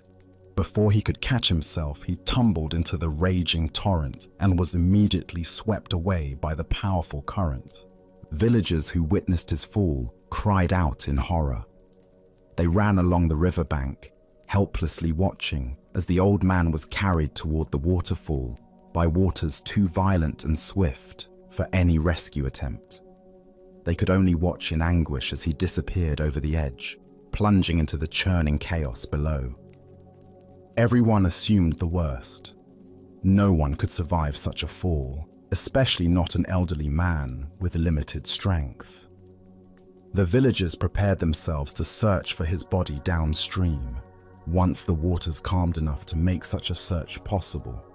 But to their amazement, as they hurried toward the base of the waterfall, they saw the old man emerging from the water far below, completely unharmed. He walked calmly to the shore, water streaming from his clothes, and sat down to rest as peacefully as if he had simply taken a refreshing swim on a pleasant day. The villagers rushed to him, unable to believe what they had witnessed. "How is this possible?" they asked in wonder. "How did you survive that terrible fall? The water was so violent, the rocks so dangerous. By all reason, you should have been killed." The old man smiled at their concern and amazement. He wrung water from his sleeves and considered their question carefully before answering. "I survived," he said simply, "because I accommodated myself to the water, not the water to me.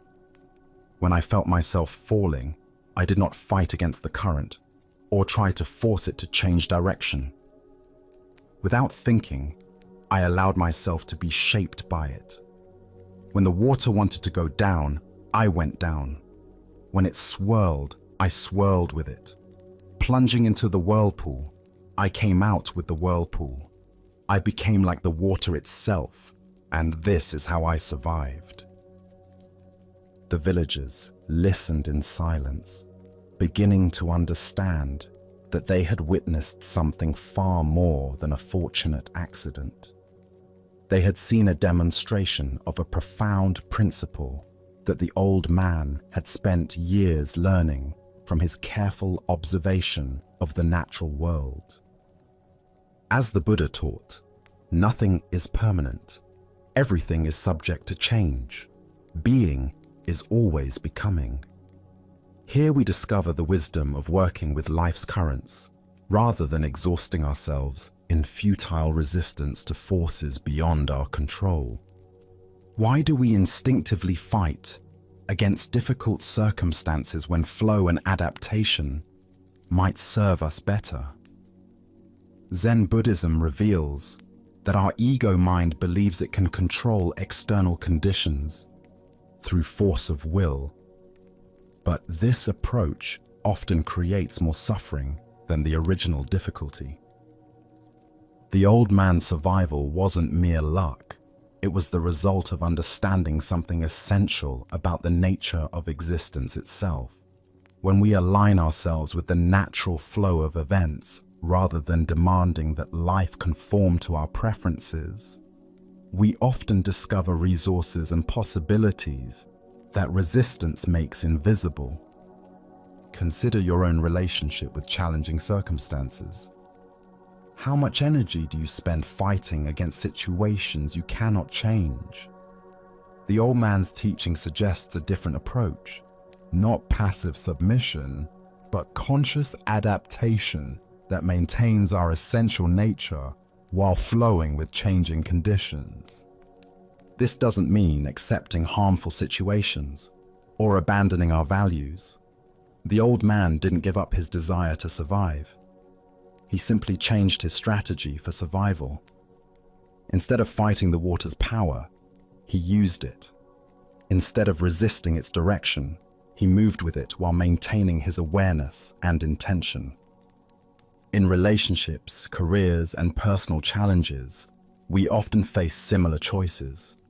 We can exhaust ourselves trying to force outcomes, control other people's behavior, or make external circumstances conform to our expectations. Or we can learn to work skillfully with what is actually present, finding creative ways to achieve our deeper purposes through accommodation rather than force. Zen master Lao Tzu taught, "Water is fluid, soft, and yielding, but water will wear away rock, which cannot yield and is destroyed." The old man embodied this teaching, demonstrating that apparent weakness can be a source of tremendous strength when applied with wisdom. The Buddha said, "Hatred does not cease by hatred, but only by love. This is the eternal rule." This principle extends beyond hatred to all forms of resistance. Problems are rarely solved by fighting against them directly, but by understanding their nature and finding ways to work with the underlying forces involved. Look deeply at a current source of stress or conflict in your life. Where are you trying to force the water to change direction rather than learning to swim with it? What would it mean to accommodate yourself to the situation while maintaining your essential values and intentions? Tonight, as you encounter the inevitable currents of daily life, unexpected changes, difficult people, circumstances beyond your control, can you remember the old man's wisdom? Can you find ways to maintain your center while flowing with forces you cannot change, discovering that sometimes the most direct path to your goals is the one that appears to go around obstacles rather than through them? Buddha's wisdom reminds us, in the end, just three things matter: how well we have lived, how well we have loved, how well we have learned to let go. Learning to flow with life's currents is ultimately about letting go of our need to control everything while maintaining our ability to respond wisely to whatever arises. Like water, we can be both powerful and yielding, both persistent and adaptive, both strong and gentle. As we continue our journey through the wisdom of Zen Buddhism, let us explore a story about transforming our relationship with suffering. This is the tale of the salt and the lake. In a quiet monastery nestled among rolling hills, there lived an aging master, renowned for his patience and wisdom. Among his students was a young apprentice whose heart had become heavy with complaints about life's difficulties. Each morning, the apprentice would arrive with fresh grievances. "Master, why is life so hard? Yesterday, my meditation was disturbed by noise. Today, my back aches from the hard floor. When will this suffering end?" His voice carried the weight of someone who had catalogued every small discomfort until they had grown into an overwhelming burden. The master listened with infinite patience, but as days turned to weeks, he recognized that words alone would not shift his student's perspective.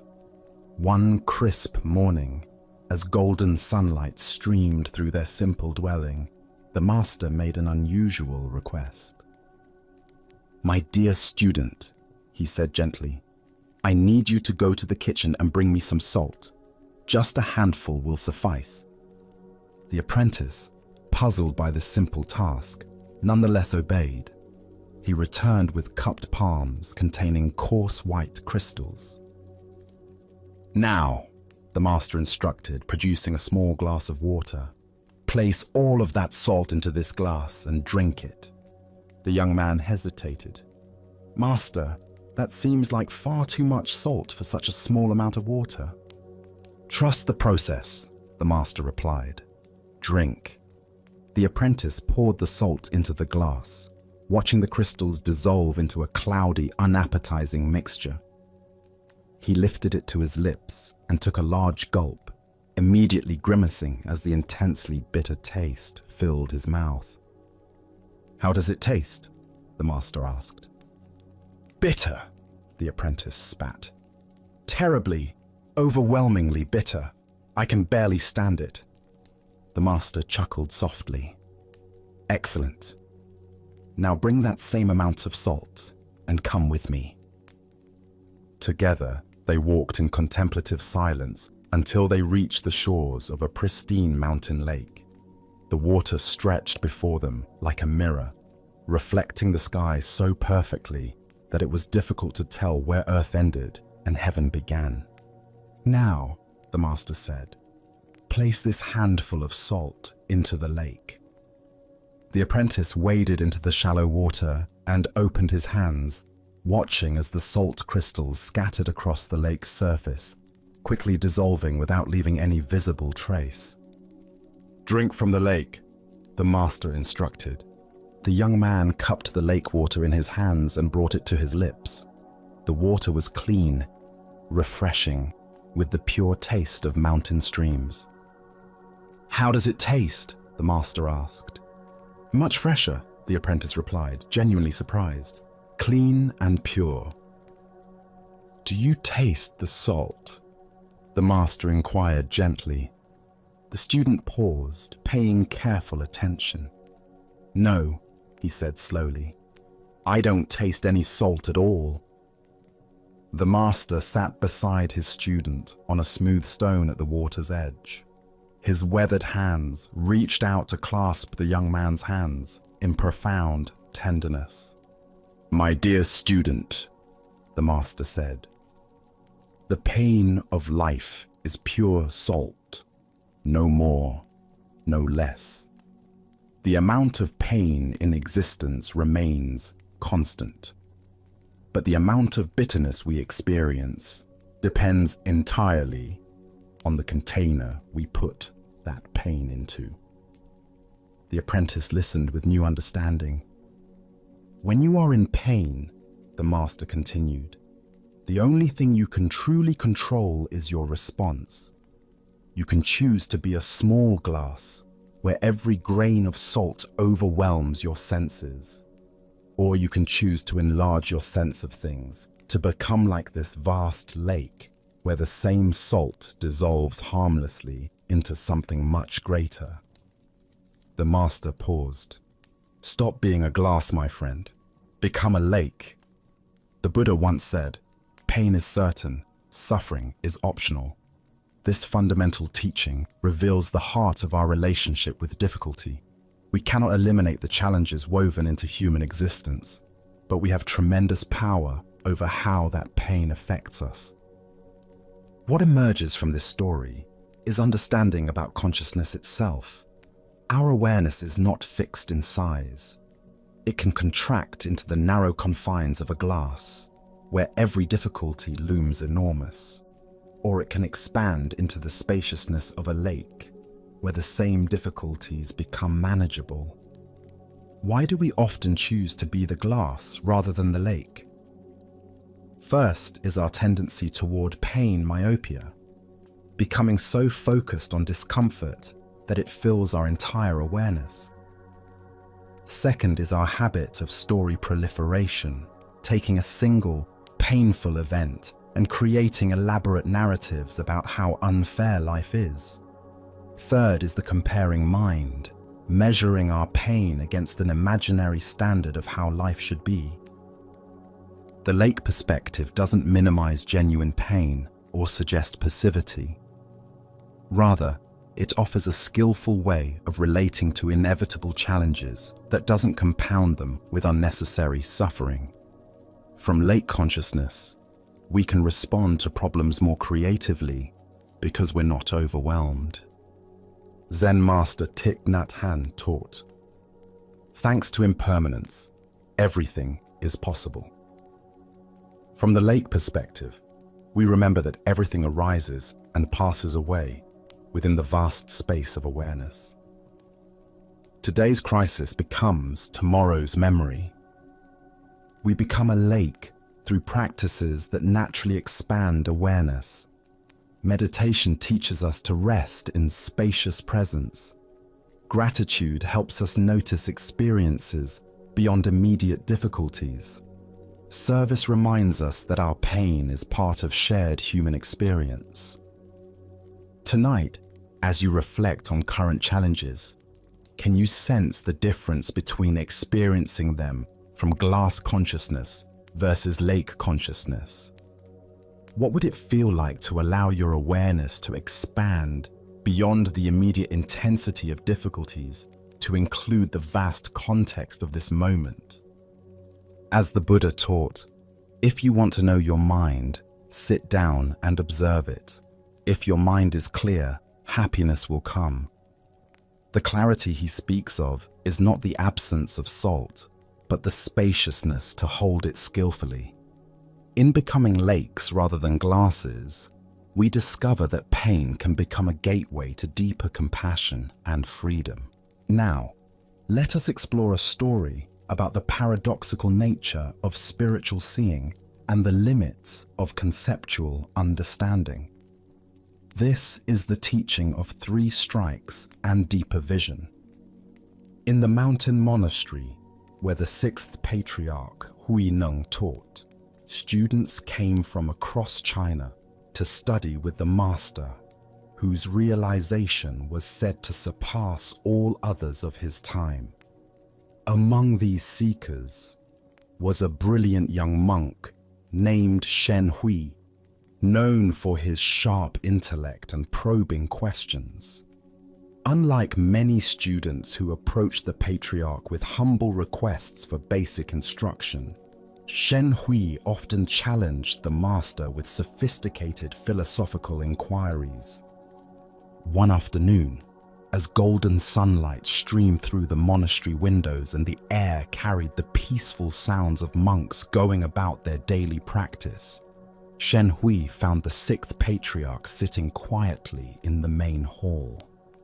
The master's posture was perfectly still, his breathing soft and natural, his expression serene yet alert, the embodiment of meditation in action.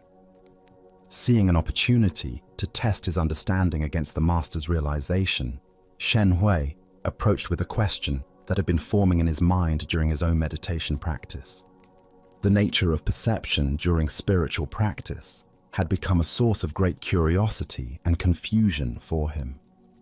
"Hi, Master," Shen Hui said, bowing respectfully but speaking with the confidence of someone who believed his question particularly insightful. "When you sit in meditation, do you see or not?" To Shen Hui, this seemed like a perfectly reasonable inquiry into the mechanics of enlightened awareness. Did awakened consciousness involve special kinds of seeing? Did meditation reveal mystical visions or higher perceptions unavailable to ordinary minds? Or did true realization transcend seeing altogether, existing in some pure state beyond sensory experience? What he received in response was completely unexpected. Without warning, the 6th patriarch picked up his wooden teaching stick and struck Shen Hui 3 times in rapid succession, not gently, but with enough force that the blows stung sharply and left the young monk both physically uncomfortable and mentally bewildered. "When I hit you," the patriarch asked with the same calm tone one might use to discuss the weather, "does it hurt or not?" Shen Hui rubbed his smarting shoulders, his mind racing to understand what had just occurred. The question seemed simple enough, yet something about the context made him suspect that a straightforward answer might be inadequate. The physical sensation was undeniable, yet the spiritual implications felt complex. "It both does and does not hurt," he replied carefully, intuiting that the master was pointing towards some paradox beyond ordinary logic. "I both see and do not see," the 6th patriarch responded, his words carrying the weight of direct experience rather than philosophical speculation. But Shen Hui's intellect wasn't satisfied with paradox. He needed to understand the mechanics, to categorize and explain this teaching in terms his conceptual mind could grasp. "How can you both see and not see?" he pressed, genuine confusion evident in his voice. "That seems contradictory. Either you see during meditation or you don't. How can both be true simultaneously?" The patriarch's response came with the patience of someone who had spent decades helping students move beyond the limitations of dualistic thinking. "What I see," he explained with gentle clarity, "are the waverings and wanderings of my own mind. What I do not see is the right and wrong and good and bad of other people. This is my seeing and not seeing." With these words, the entire teaching crystallized. The master wasn't speaking about mystical visions or transcendent states, but about the fundamental shift in perception that accompanies genuine spiritual maturity. Ancient Buddhist wisdom tells us, the mind is everything. What you think, you become. This teaching relates profoundly to the patriarch's lesson about the nature of awakened seeing. Why do we become confused when spiritual teachings transcend ordinary logic? Zen Buddhism explains that our conceptual mind operates through dualistic categories, seeing or not seeing, pain or no pain, right or wrong. But enlightened awareness doesn't eliminate these experiences. It transforms our relationship to them. The deeper teaching here shows us what authentic spiritual perception actually involves. The patriarch sees his own mental processes clearly, the arising and passing of thoughts, emotions, and reactions. This isn't a mystical power, but the natural result of sustained mindfulness practice. He observes the waverings and wanderings of consciousness without being lost in them. Simultaneously, he doesn't see in the judgmental sense, imposing categories of right and wrong, good and bad onto others' behavior. This non-seeing isn't ignorance, but wisdom, recognizing that such judgments often say more about the observer than the observed. Look deeply at your own patterns of perception. How much of what you think you see in others actually reflects your own mental projections? When someone irritates you, are you seeing their actual behavior clearly? Or are you seeing your own triggers and reactions? When someone impresses you, are you recognizing their genuine qualities? Or are you seeing your own desires for approval or achievement?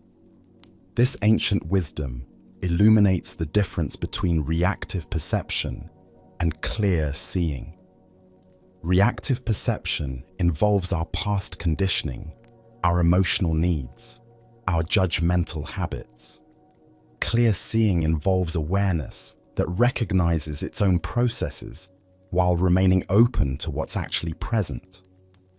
Zen Master Dogen taught, "To study the Buddha way is to study the self. To study the self is to forget the self." This teaching points to the same insight the patriarch offered.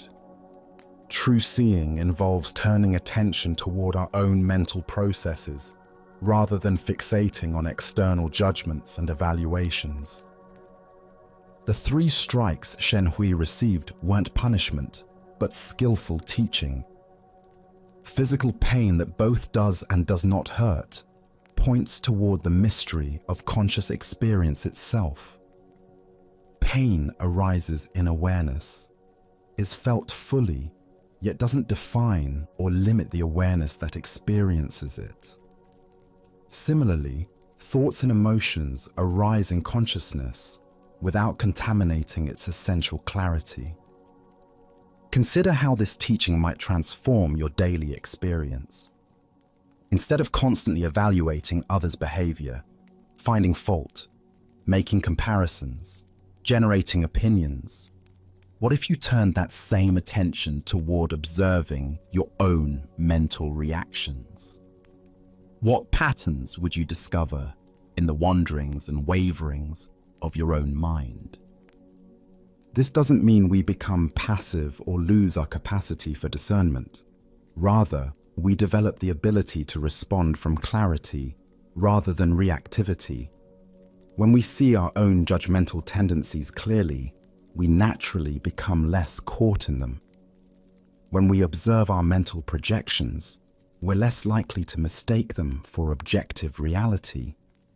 In Zen practice, we cultivate what's called mirror mind, awareness that reflects whatever arises without being stained or changed by it. This mirror sees everything clearly while maintaining its essential emptiness and openness. Tonight, as you notice your mind categorizing and judging the experiences of your day, can you remember the patriarch's teaching? Can you turn your attention toward the seer rather than constantly evaluating what is seen? Can you discover the freedom that comes from seeing your own mental processes without being enslaved by them? Buddha spoke of this when he said, "You yourself, as much as anybody in the entire universe, deserve your love and affection." By learning to see our own mental patterns with compassion rather than judgment, we develop the clarity to see others with equal kindness and understanding. Let us now turn to a tale of a young monk who believed he had failed in his spiritual journey. This is the story of the Golden Wake. At a peaceful monastery overlooking a serene mountain lake, a young student sat dejected on the temple steps as the sun began its descent toward the water. His shoulders sagged with the weight of disappointment, and his eyes reflected the heaviness in his heart. For months, he had struggled with his studies, unable to grasp the profound teachings that seemed to come so naturally to his fellow monks. "The boat is coming to take me home because I have failed in my studies here at the monastery," he said to his teacher, who had quietly approached and sat beside him. "What can I say to my family? They sent me here with such hope, believing I would return as a learned monk who could guide others on the path." The old teacher gazed out at the lake, where a small wooden boat was making its way slowly across the still water. The setting sun painted everything in shades of gold and amber. "Say that you did your best, and that is as much as anyone can do," he answered gently, his voice carrying the wisdom of many years. "But I wanted to be a famous monk and teach others," the boy replied, his voice thick with disappointment. "I dreamed of leading meditation sessions, of having students seek my guidance, of making a real difference in the world."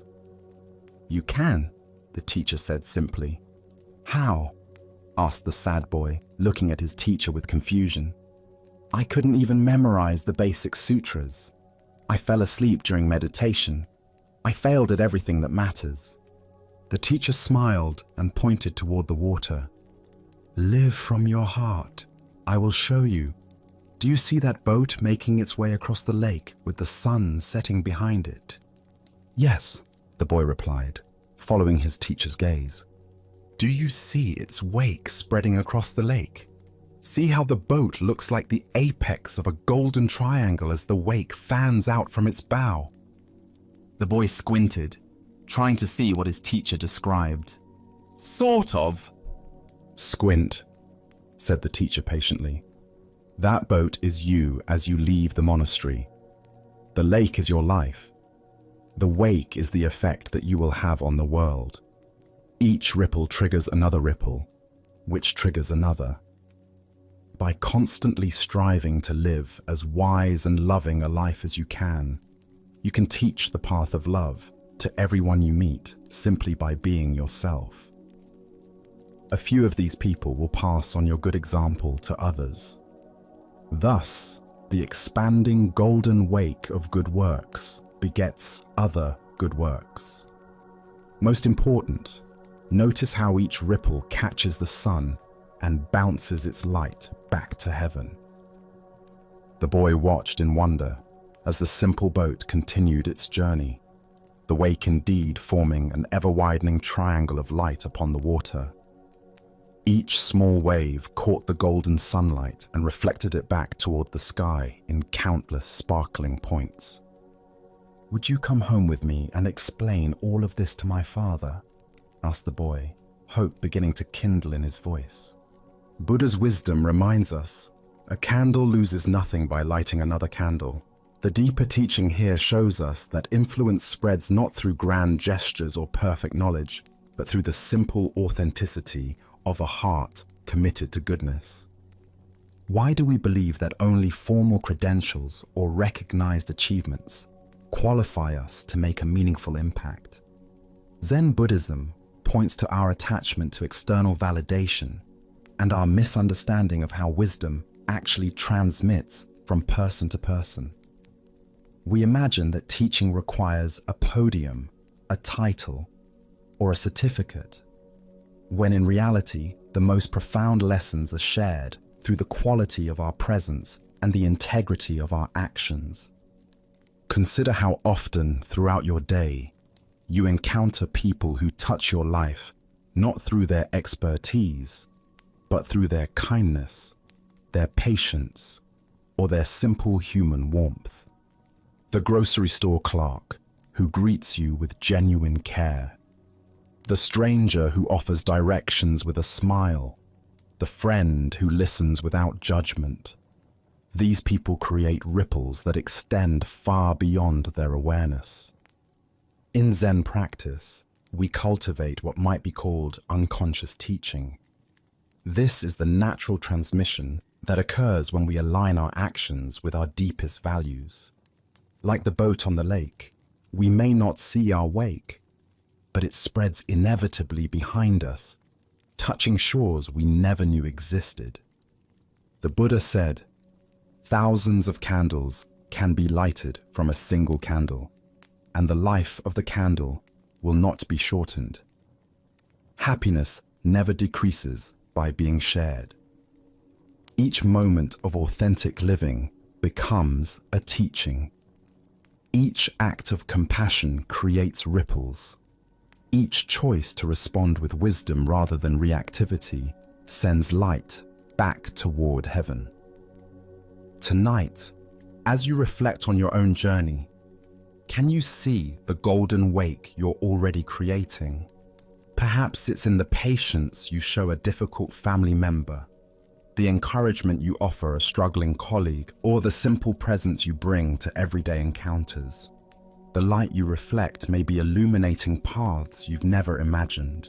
Let us now turn to a story about the fundamental truth that governs all experience. This is the teaching of the meditation student and the wise reminder. A young student had been practicing meditation for several months with sincere dedication. Each morning and evening, he would sit quietly on his cushion, close his eyes, and attempt to follow the breathing techniques his teacher had shown him. Some days, the practice felt natural and peaceful, but recently he had been struggling with what seemed like constant distraction and discomfort. On this particular morning, he could barely sit still for 5 minutes before frustration overwhelmed him. His mind raced with thoughts about work, relationships, and a dozen trivial concerns. His legs ached from sitting in an unfamiliar position, and despite his best efforts to focus on his breath, he found himself constantly pulled away by mental chatter and physical restlessness. After what felt like hours, but was probably only 20 minutes, he gave up on his practice and sought out his meditation teacher. He found the elderly monk tending a small garden behind the meditation hall, peacefully pulling weeds in the early morning sunlight. "Teacher," the student said, his voice heavy with discouragement and self-criticism, "my meditation is horrible. I can't focus on anything. I feel so distracted and scattered. My legs ache constantly, and I keep falling asleep when I'm not distracted. Everything about my practice feels wrong. It's just horrible." The teacher looked up from his gardening, soil still clinging to his weathered hands, and met the student's frustrated gaze with calm, knowing eyes. He listened to the young man's litany of complaints without judgment or surprise, as if he had heard these exact same words countless times before. "It will pass," the teacher said matter-of-factly, then returned to his weeding as if nothing unusual had occurred. The student stood there for a moment, somewhat taken aback by the brevity and seeming dismissiveness of the response. He had expected detailed advice, perhaps some new technique, or at least some reassurance about his difficulties. Instead, he received just 3 simple words. Feeling somewhat unsatisfied but having nothing more to say, he returned to his room to contemplate this cryptic guidance. Over the following days, the student continued his practice despite his frustrations. Gradually, something began to shift. The intense distractions started to subside. His body adjusted to the sitting position, and moments of genuine peace began to emerge between the chaos of thoughts. By the end of the week, his meditation had transformed completely. Excited by this positive change, he once again sought out his teacher, this time finding him sweeping leaves from the temple courtyard. The student's face glowed with enthusiasm and relief. "Teacher," he exclaimed, "my meditation is wonderful now. I feel so aware, so peaceful, so alive during my practice. My mind is clear, my body is comfortable, and I am experiencing the most beautiful states of consciousness. Everything about my meditation is just wonderful." The teacher paused in his sweeping, looked at the student with the same calm expression he had worn the week before, and gave exactly the same response. "It will pass." This time the student heard the deeper teaching. His excitement about his wonderful meditation began to transform into something subtler, not disappointment, but understanding. He realized that his teacher was pointing to something fundamental about the nature of all experience, not just meditation. Buddha's wisdom tells us, "This too shall pass." The heart of this lesson lies in understanding the impermanent nature of all phenomena, both pleasant and unpleasant, both the experiences we cling to and those we try to escape. Why do we struggle so intensely with the changing nature of our experience? Zen Buddhism reveals that much of our suffering comes from our resistance to impermanence, our desperate attempts to hold on to pleasant states, and our equally desperate attempts to escape unpleasant ones. We exhaust ourselves trying to control what is essentially uncontrollable. The student's meditation experiences, both horrible and wonderful, were equally temporary. His teacher's consistent response pointed to a deeper stability that exists beneath the constantly changing surface of experience. This isn't the stability of unchanging conditions, but the stability of awareness itself, the space in which all changing experiences arise and pass away.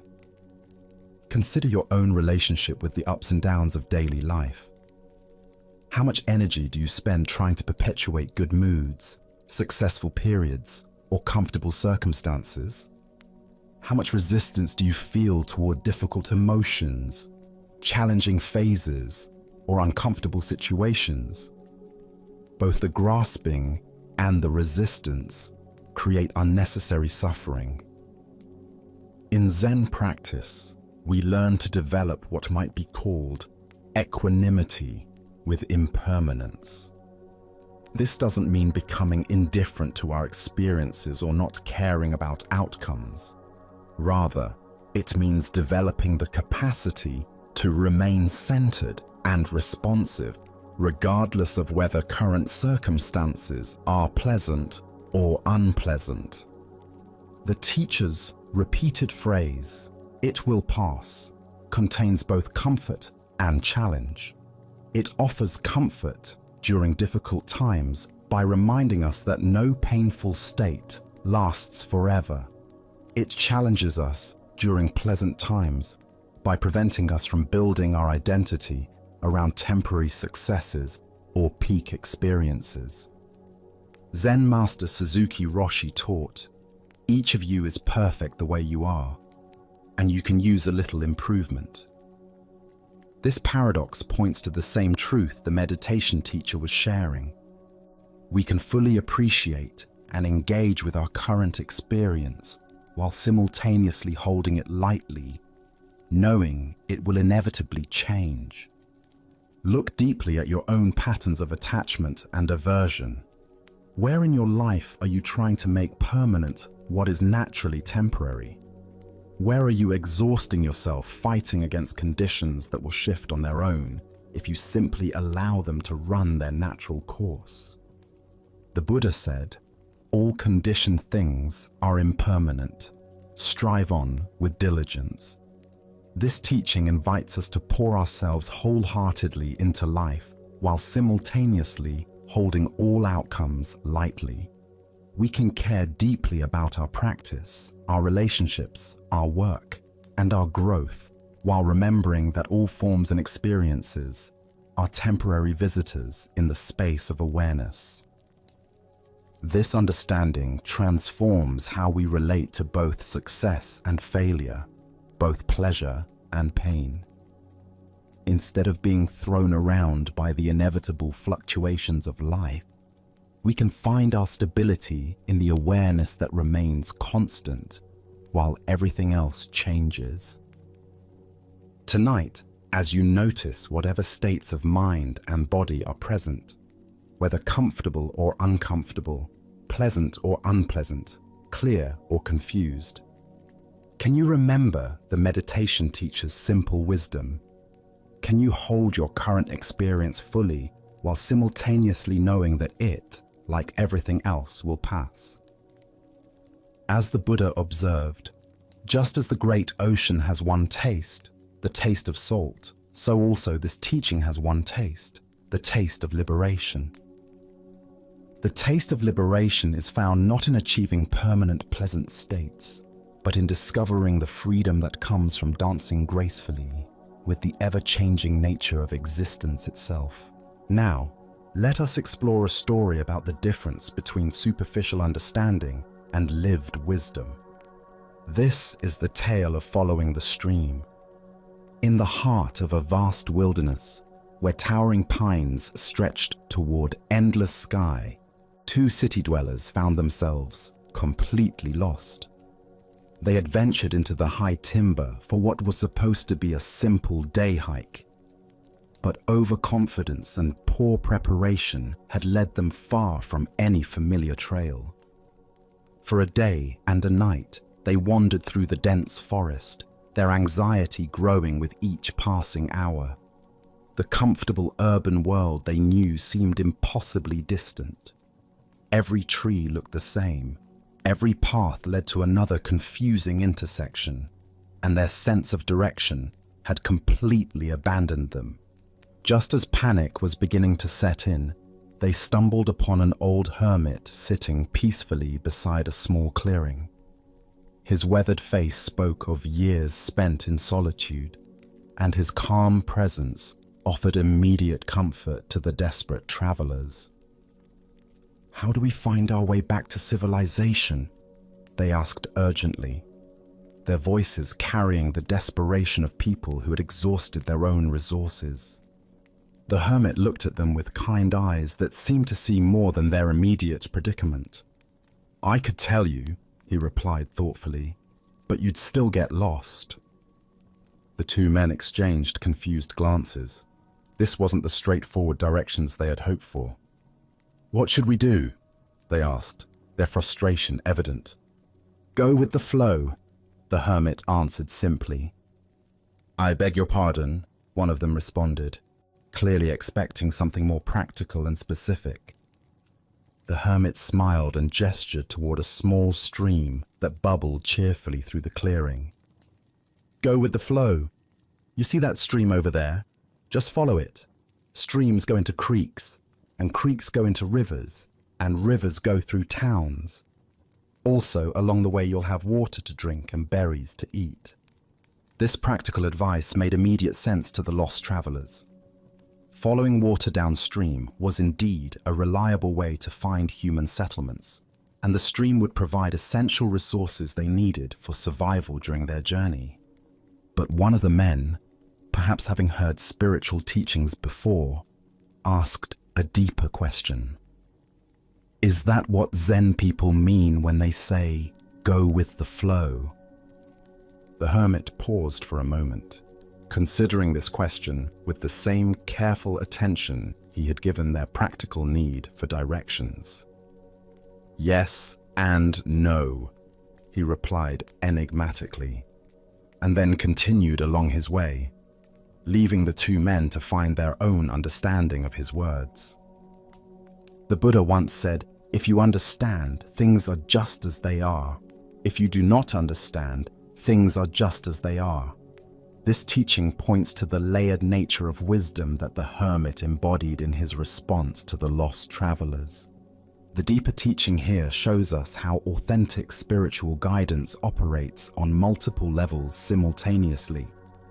The hermit's advice was both completely practical and profoundly metaphorical. On the surface level, following the stream was simply good wilderness survival strategy. On a deeper level, it represented the entire approach to living that Zen encourages. Why did the hermit say the travelers would still get lost, even if he gave them directions? This points to a fundamental truth about the difference between receiving information and developing wisdom.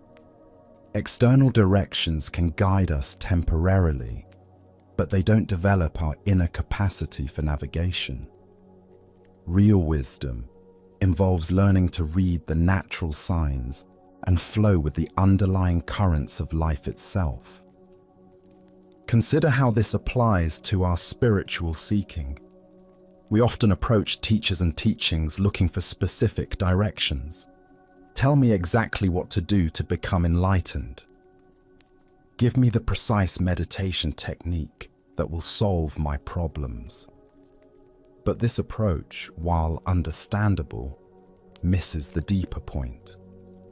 True spiritual guidance doesn't provide a map, but teaches us how to read the territory. It doesn't give us someone else's answers, but helps us develop the capacity to find our own. Like the stream that naturally knows its way to the ocean, we each have an innate wisdom that can guide us if we learn to trust and follow it. The phrase "go with the flow" has become so common in popular culture that it's almost lost its meaning, often interpreted as passive resignation or lack of direction. But the hermit's yes and no response points to a more nuanced understanding. True flowing isn't about drifting aimlessly, but about aligning our efforts with the natural currents of wisdom and compassion. The stream represents the Tao, the natural way that underlies all existence.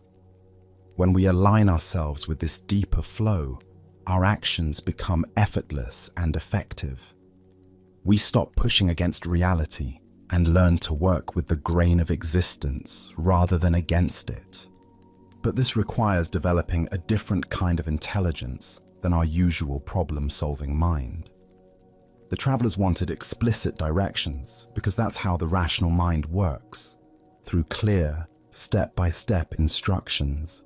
But the deeper intelligence the hermit was pointing toward operates more like intuition, sensing the right direction moment by moment rather than following a predetermined plan. This is why contemplative traditions emphasize present moment awareness.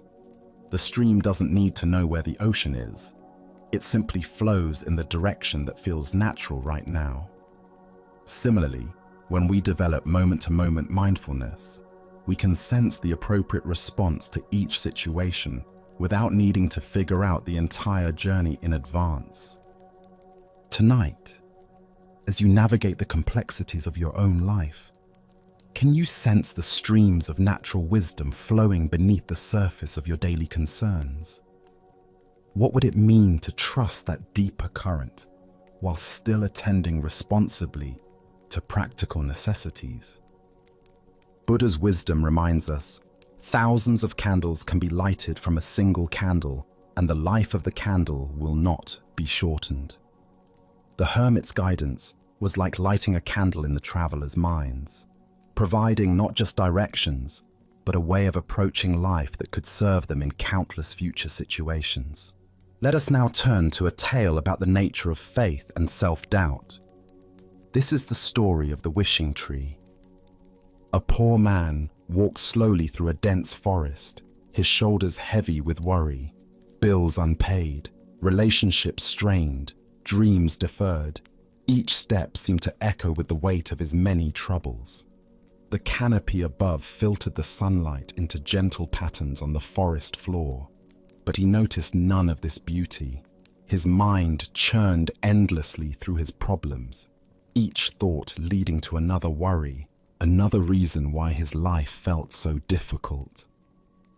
Exhausted from walking and thinking, he stopped to rest against what appeared to be an ordinary tree. Its trunk was wide and welcoming, its bark smooth against his back. As he leaned there, catching his breath, he realized how thirsty he had become. "I wish I had something to drink," he murmured to himself. Instantly, as if materializing from thin air, a cup of cool, clear water appeared in his hand.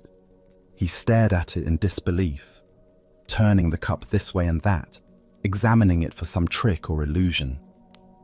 The water looked pure, inviting. Tentatively, he brought it to his lips and drank. It was the most refreshing water he had ever tasted, cool and sweet, exactly what his parched throat needed. "That was strange," he said aloud, but his stomach chose that moment to growl with hunger. Almost without thinking, he wished for food. A simple but nourishing meal appeared before him on a wooden plate. Fresh bread, ripe fruit, and vegetables that looked as if they had just been harvested.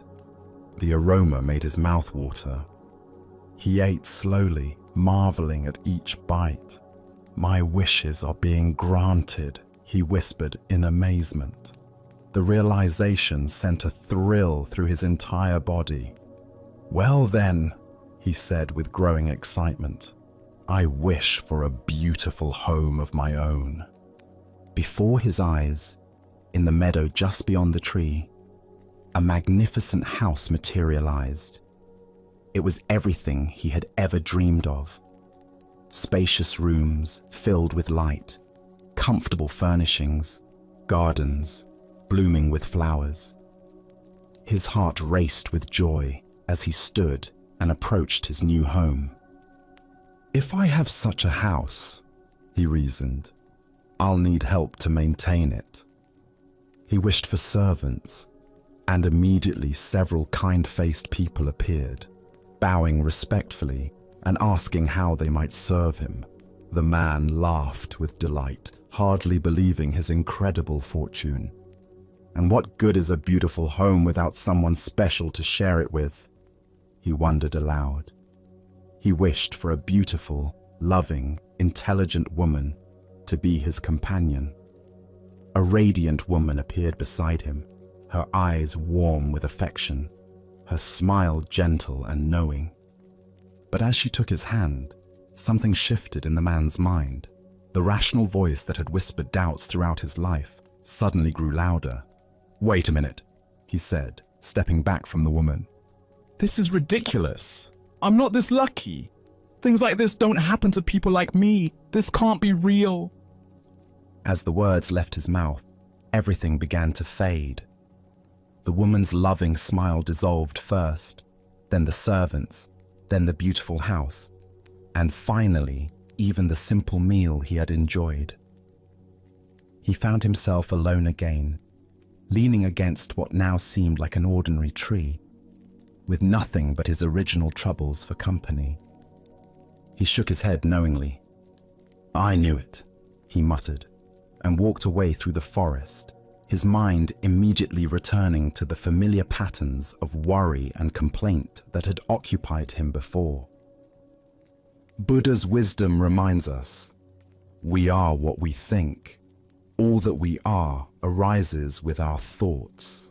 With our thoughts, we make the world.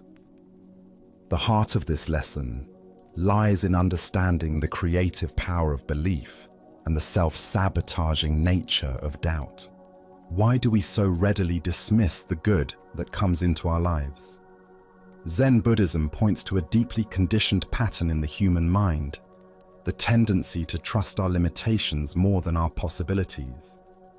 We become so familiar with struggle, so identified with our problems, that abundance feels foreign, even threatening to our sense of self. Consider how often throughout your day you might receive unexpected kindness, notice surprising beauty, or encounter opportunities that could transform your circumstances. How quickly do you dismiss these gifts as coincidence, luck, or too good to be true? This reflexive doubt often causes us to literally walk away from the very blessings we've been seeking. The wishing tree represents the responsive universe that Zen teaches us about, reality that mirrors back our deepest beliefs about what we deserve and what's possible. When we approach life with trust and openness, we often discover resources and opportunities that were always available but previously invisible to us. When we approach with cynicism and self-doubt, these same possibilities seem to vanish.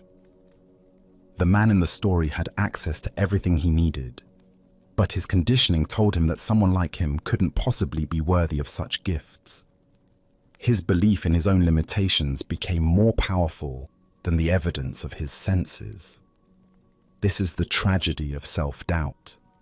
It causes us to abandon the very solutions to our problems. Zen teacher Suzuki Roshi said, "Each of you is perfect the way you are, and you can use a little improvement." This paradox points to the balance between accepting our inherent worthiness while remaining open to growth. The man under the tree couldn't hold both truths simultaneously, that he was worthy of good things and that positive change was possible in his life. In our modern context, we encounter wishing trees constantly. The colleague who offers genuine friendship, but we assume they have ulterior motives. The job opportunity that seems perfect, but we convince ourselves we're not qualified. The romantic relationship that feels too good to be true, so we sabotage it before it can disappoint us. Each time we choose familiar limitation over unfamiliar possibility, we walk away from our own wishing tree. The Buddha taught, doubt everything, find your own light. But there's a crucial distinction between the doubt that leads to wisdom and the doubt that leads to self-defeat. Wise doubt questions assumptions and seeks truth. Self-defeating doubt assumes the worst about ourselves and our possibilities, then treats these assumptions as facts. Zen practice invites us to notice when we're dismissing good fortune, abundance, or love simply because it doesn't match our habitual story about ourselves. Can we remain open to the possibility that we might be more deserving, more capable, more lovable than our conditioning suggests? Tonight, as you reflect on the day's experiences, can you identify moments when you might have walked away from your own wishing tree? Perhaps a compliment you dismissed, an opportunity you assumed wasn't meant for you, or a moment of joy you cut short because it felt too good to last. What would it mean to trust in your worthiness to receive life's gifts? As the Buddha observed, thousands of candles can be lighted from a single candle, and the life of the candle will not be shortened. Happiness never decreases by being shared. The wishing tree's magic isn't diminished by granting wishes, it's fulfilled by them. And our capacity to receive life's blessings isn't diminished by accepting them, it's expanded. Let us now turn to a story about the most profound spiritual truth hiding in the most obvious place. This is the dialogue between Joshu and Nansen about the ordinary mind. In a quiet mountain monastery where morning mist drifted between ancient pine trees and the sound of temple bells echoed across distant valleys, two masters engaged in a conversation that would illuminate the very heart of Zen understanding. Joshu, despite his own considerable wisdom and years of practice, approached his teacher Nansen with the earnestness of a sincere student seeking to understand the deepest mysteries of existence. The two men sat facing each other in the temple's meditation hall, where countless seekers before them had wrestled with the same fundamental questions about the nature of awakening. Joshu's inquiry came from a place of genuine perplexity.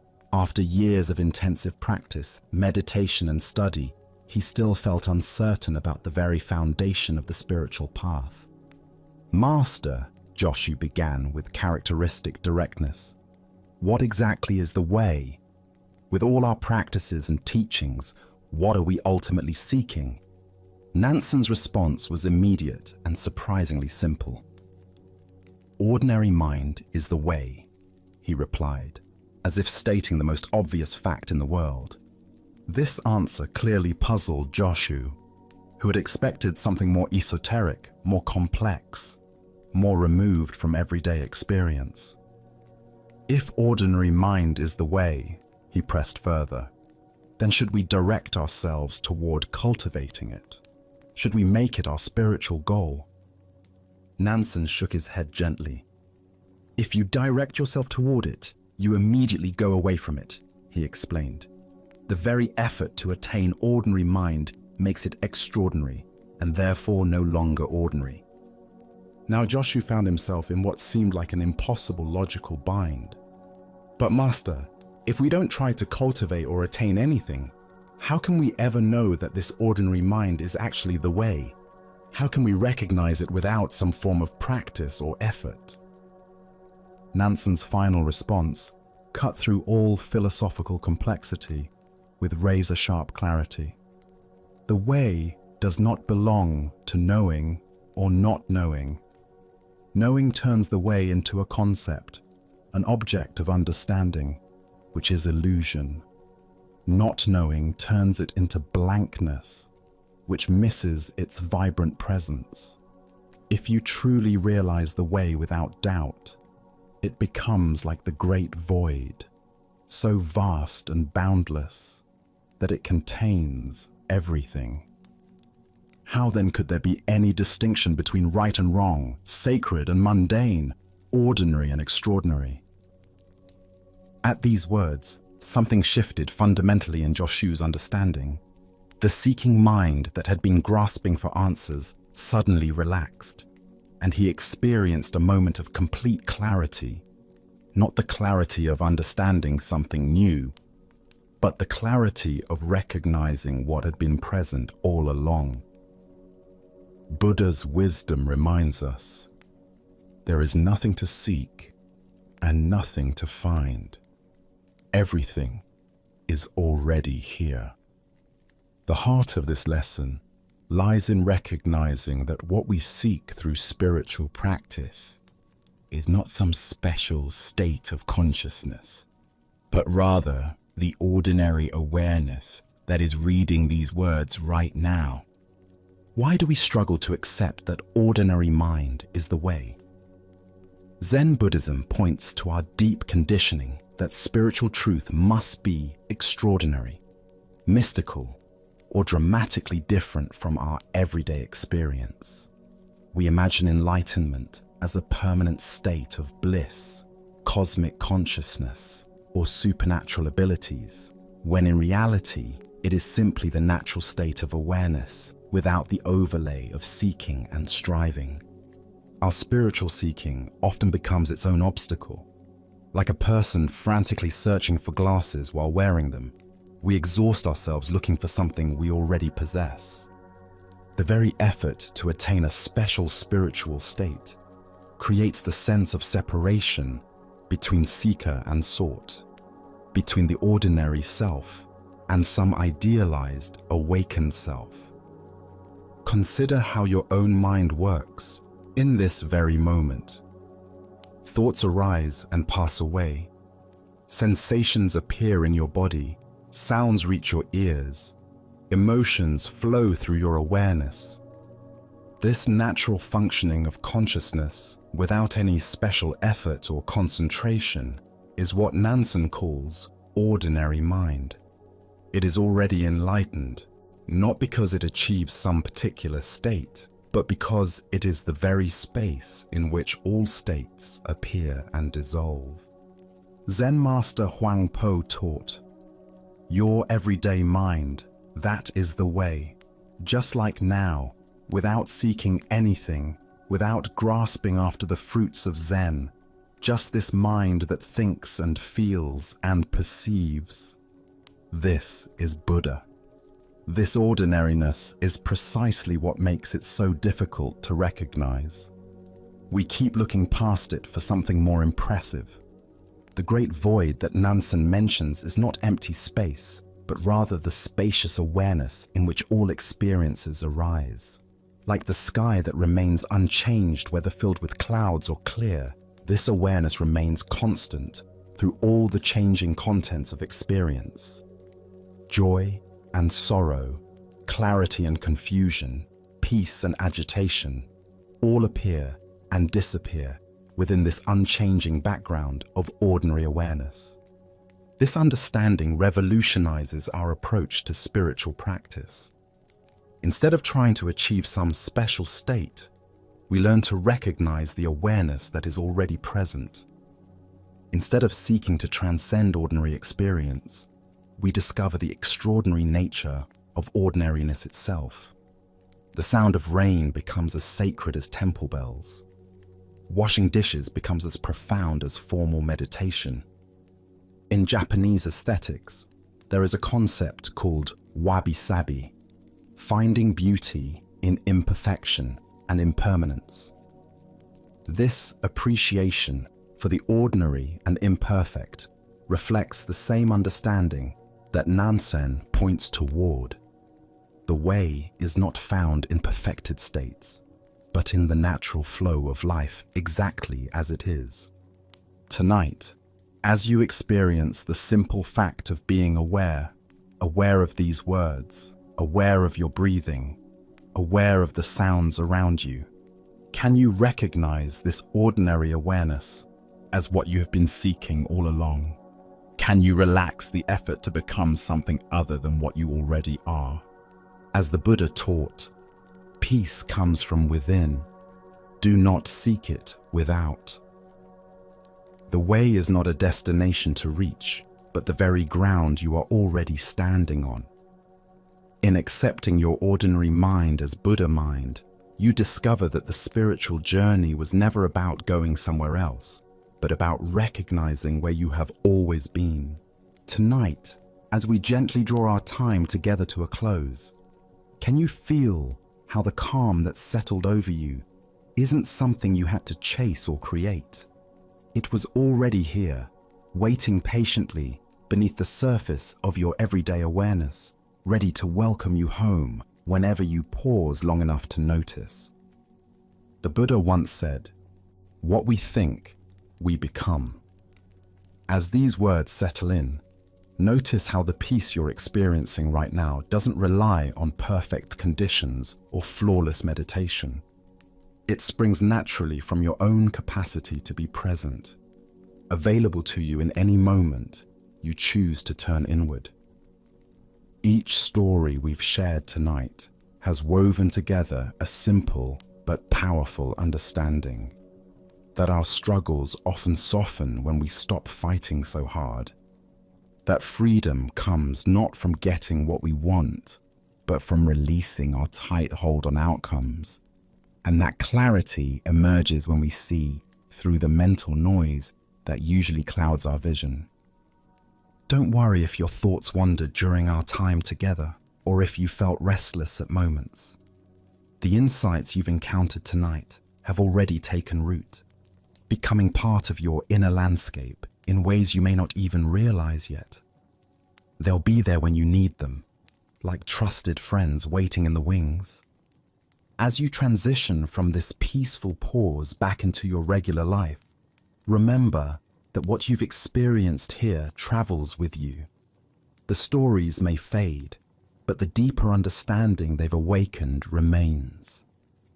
This sense of ease, this gentle clarity, it's yours to return to whenever life feels overwhelming or uncertain.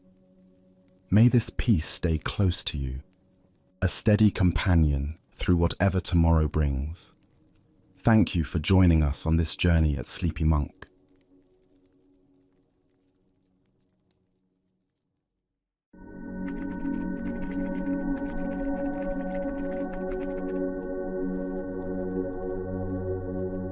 Tonight, you're about to discover ancient wisdom that has guided seekers to inner peace for over 2,000 years. I'm going to share a selection of profound Zen stories that reveal the deepest secrets of mental freedom and emotional liberation. Each tale contains a transformative teaching that can shift your entire relationship with stress, anger, and the endless pursuit of more. These aren't ordinary bedtime stories. They're carefully preserved teachings from enlightened masters who understood something most of us have forgotten, that peace isn't found in changing our circumstances, but in changing our relationship to them. The Buddha once said, "The mind is everything. What you think, you become." In the next hour, you'll discover exactly how this ancient truth can transform your modern life.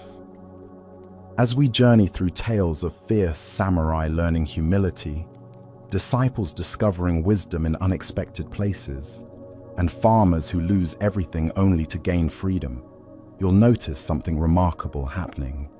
The tight grip of worry will begin to loosen. The constant chatter of your thoughts will start to quiet. You'll find yourself naturally settling into a state of profound understanding and rest. These stories have been whispered in monasteries, shared around meditation halls, and passed down through generations of seekers. Each one is a key that unlocks a different door in the mansion of your consciousness. Some doors lead to rooms where anger loses its power. Others open to spaces where the need to accumulate dissolves. Still others reveal chambers where simple presence becomes the greatest teacher. So settle in deeply now. Let your body sink into whatever supports you. Take one conscious breath with me, and as you exhale, know that you're about to receive teachings that have been waiting for you since the beginning of time. Let's begin. Our first story takes place in ancient Japan, where the morning mist clings to temple roofs and the sound of temple bells drifts through bamboo groves. This is the story of the samurai and the Zen master. In those days, a proud and brash samurai warrior lived for honor above all else. His reputation preceded him wherever he went, and his skill with the sword was matched only by his fierce temper. One day, burning with curiosity about spiritual matters, he sought out a renowned Zen master who was known throughout the land for his wisdom. The master sat in deep meditation beneath an ancient pine tree, his breathing so quiet it barely disturbed the morning air. The samurai approached with heavy footsteps, his armor clanking, his impatience growing with each moment the master remained silent. "Tell me the nature of heaven and hell," the samurai demanded, his voice cutting through the peaceful silence like a blade. The Zen master slowly opened one eye, looked directly into the samurai's face, and replied with sudden, cutting scorn, "Why should I answer to a shabby, disgusting, despondent slob like you? A worm like you? Do you think I should tell you anything? I can't stand you. Get out of my sight. I have no time for silly questions." The samurai's face flushed red with rage. How dare this monk insult a warrior of his standing? His hand flew to his sword, and in one fluid motion, he drew the blade and raised it high above the master's head, ready to strike down this insolent teacher. The Zen master looked straight into the samurai's blazing eyes and spoke with infinite tenderness. "That is hell." In that moment, the samurai froze completely. Understanding flooded through him like dawn breaking over mountains. He saw with crystal clarity that his anger had completely consumed him, transforming him into something he barely recognized. His mind had created its own hell, a realm filled with resentment, hatred, murderous rage, and the complete loss of his noble spirit. He realized he had been so deep in his torment that he was ready to kill an innocent teacher. Tears filled the warrior's eyes as the truth of his condition became undeniable. Slowly, reverently, he set his sword aside, pressed his palms together, and bowed deeply in gratitude for this profound teaching. The Zen master smiled with the gentleness of a father, welcoming home a lost child, and whispered, "And that is heaven." The Buddha taught, "You will not be punished for your anger. You will be punished by your anger." This profound truth reveals itself in the samurai's transformation from hell to heaven in a single moment of awakening. Why do we create our own hells so readily? Zen Buddhism points to what it calls the three poisons that cloud our natural wisdom: greed, hatred, and delusion. In this story, we see hatred in its raw form, not just as an emotion, but as a complete state of being that transforms paradise into torment. The samurai's hell wasn't a place he would go after death. It was the burning reality he created in his own mind and body in that very moment. His face flushed with rage, his heart pounding with fury, his entire being consumed by the desire to destroy. This was hell made manifest in human experience. Consider how often throughout your day you create similar states of torment. Perhaps someone cuts you off in traffic, and suddenly your peaceful morning dissolves into a cauldron of righteous anger. Maybe a coworker fails to acknowledge your greeting, and your mind begins spinning stories of disrespect and slight. These moments reveal the same pattern. We take external circumstances and use them as raw material to construct our own private hells. The master's apparent insults were not cruel but skillful. Like a surgeon using a sharp blade to remove a tumor, he used harsh words to reveal the rage that already existed within the samurai's heart. The anger wasn't created by the insults. It was already there, waiting to be triggered. The master simply provided a mirror that reflected the warrior's inner state back to him. Zen teacher Suzuki Roshi said, "Each of you is perfect the way you are, and you can use a little improvement." This paradox captures the essence of the samurai's journey. In his moment of perfect rage, he was also perfectly positioned to see through the illusion his anger had created. The transformation from hell to heaven happened not through changing external circumstances, but through a shift in awareness. The samurai didn't need to travel anywhere or acquire anything new. Heaven was revealed when he saw clearly the hell his own mind had constructed. This is the secret that transforms suffering. Hell and heaven are not destinations, but states of consciousness. When we're caught in anger, resentment, or hatred, we inhabit hell regardless of our external circumstances. When we see through these mental constructions and return to our natural state of awareness, heaven reveals itself right where we are. In Zen practice, we learn to recognize these hellish states as soon as they arise.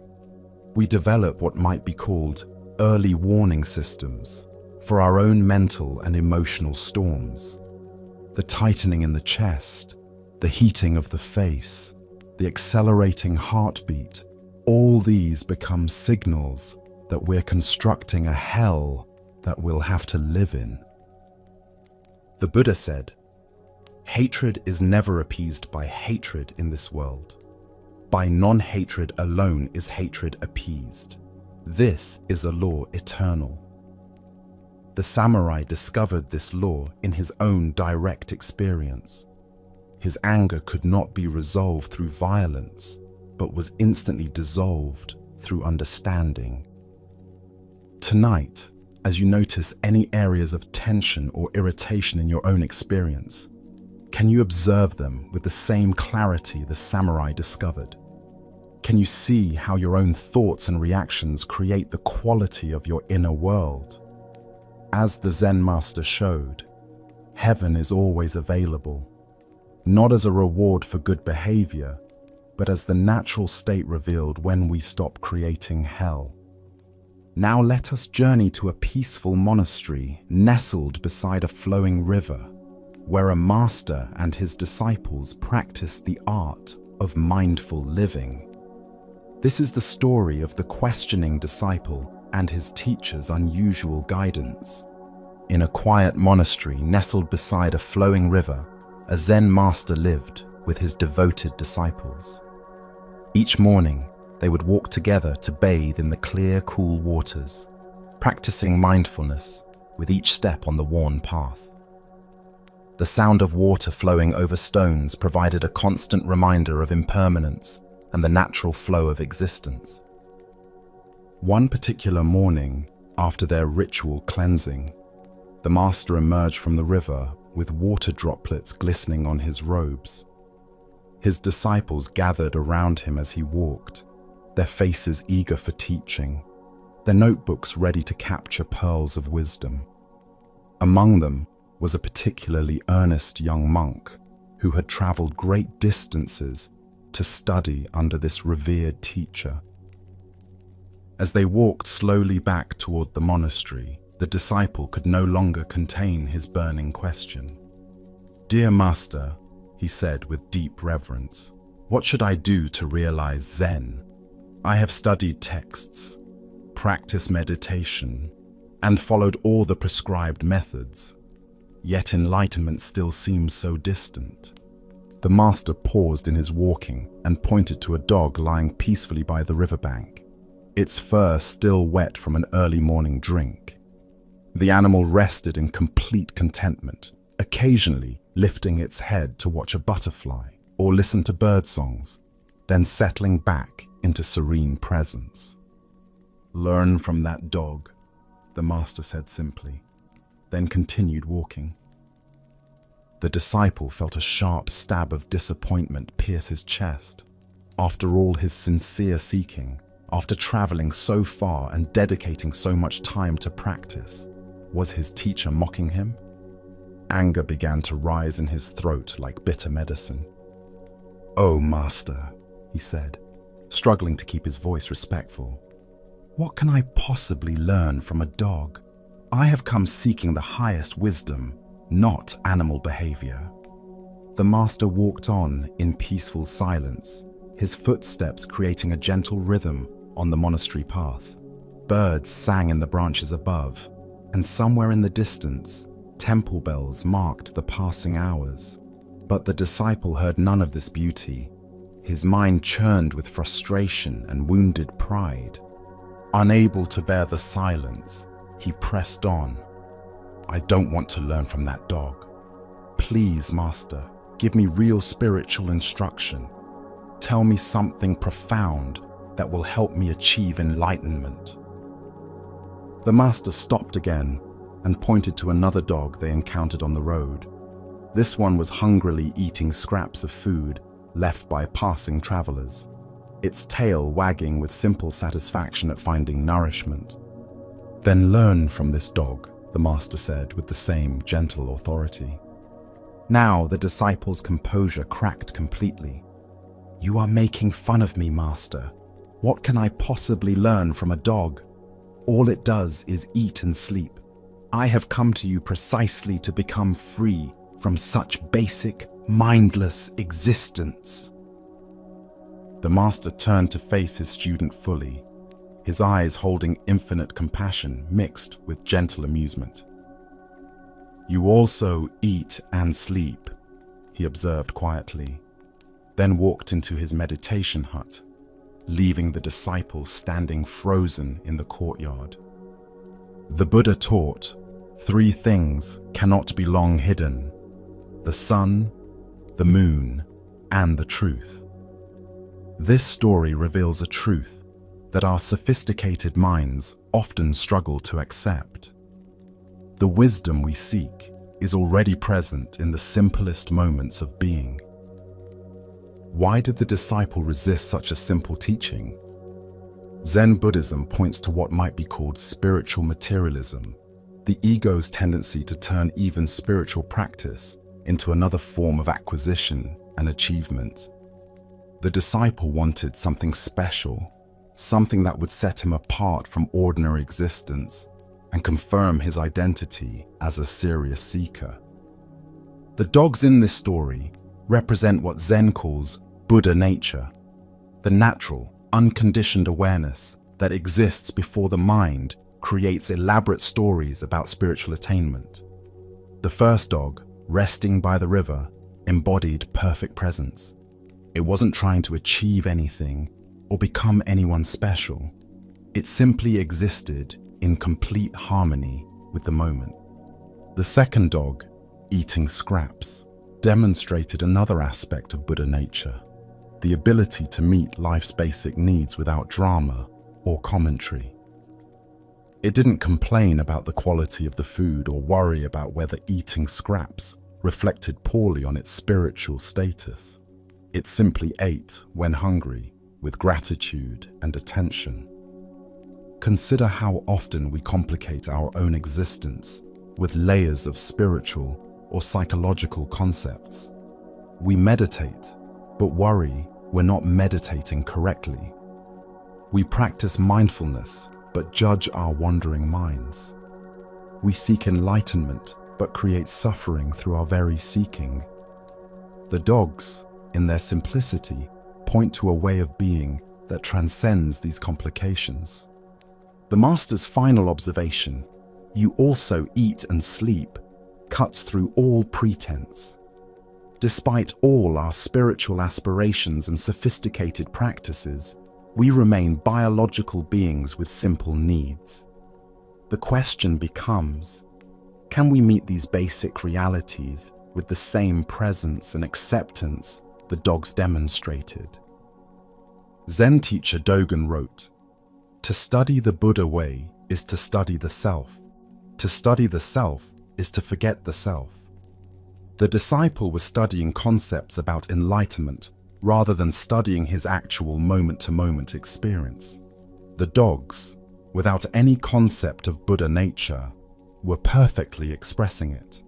This doesn't mean we should abandon formal practice or intellectual understanding. Rather, it suggests that our practice should make us more natural, more present, more able to meet ordinary moments with extraordinary awareness. The dogs weren't practicing Zen, they were simply being themselves completely. The shock the disciple experienced when told he also eats and sleeps was the recognition of this simple truth. His spiritual seeking had created a false separation between ordinary activities and spiritual ones. The Master's teaching dissolved this artificial boundary, revealing that every moment, eating, sleeping, walking, even feeling frustrated, offers opportunities for awakening.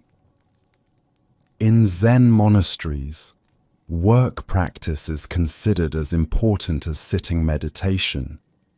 Chopping vegetables, sweeping floors, and tending gardens are all forms of spiritual cultivation when approached with full attention. The dogs understood this intuitively. Every activity could be performed with complete presence and natural ease. The Buddha said, "If you want to know your past, look at your present condition. If you want to know your future, look at your present actions." The dogs were neither dwelling on the past nor anxious about the future. They inhabited the eternal now with perfect simplicity. Tonight, as you prepare for rest, can you approach sleep with the natural ease the dogs demonstrated? Can you meet your basic human needs, breathing, relaxing, letting go, without turning them into complex spiritual projects? As the Master showed, the deepest wisdom often comes disguised as the most ordinary experience. Our next story reveals a profound truth about attachment and freedom through a simple encounter between the Buddha and a desperate farmer. This is the story of the farmer's cows and the Buddha's gentle teaching about true wealth. It was midday in a peaceful grove where the Buddha sat with his community of monks after sharing their simple meal together. They had eaten mindfully, in gratitude for the food that sustained their bodies and the companionship that nourished their spirits. The filtered sunlight created dancing patterns on the forest floor, and a gentle breeze carried the scent of wildflowers. Suddenly, the tranquil atmosphere was shattered by the appearance of a farmer, his face flushed with panic and desperation.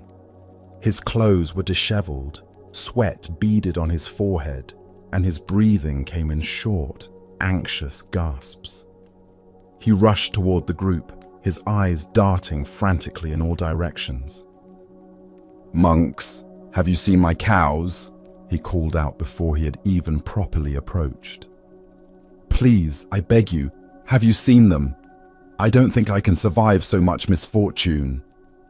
The Buddha looked up at the agitated man with infinite compassion, recognizing the familiar signs of a mind caught in the grip of attachment and fear.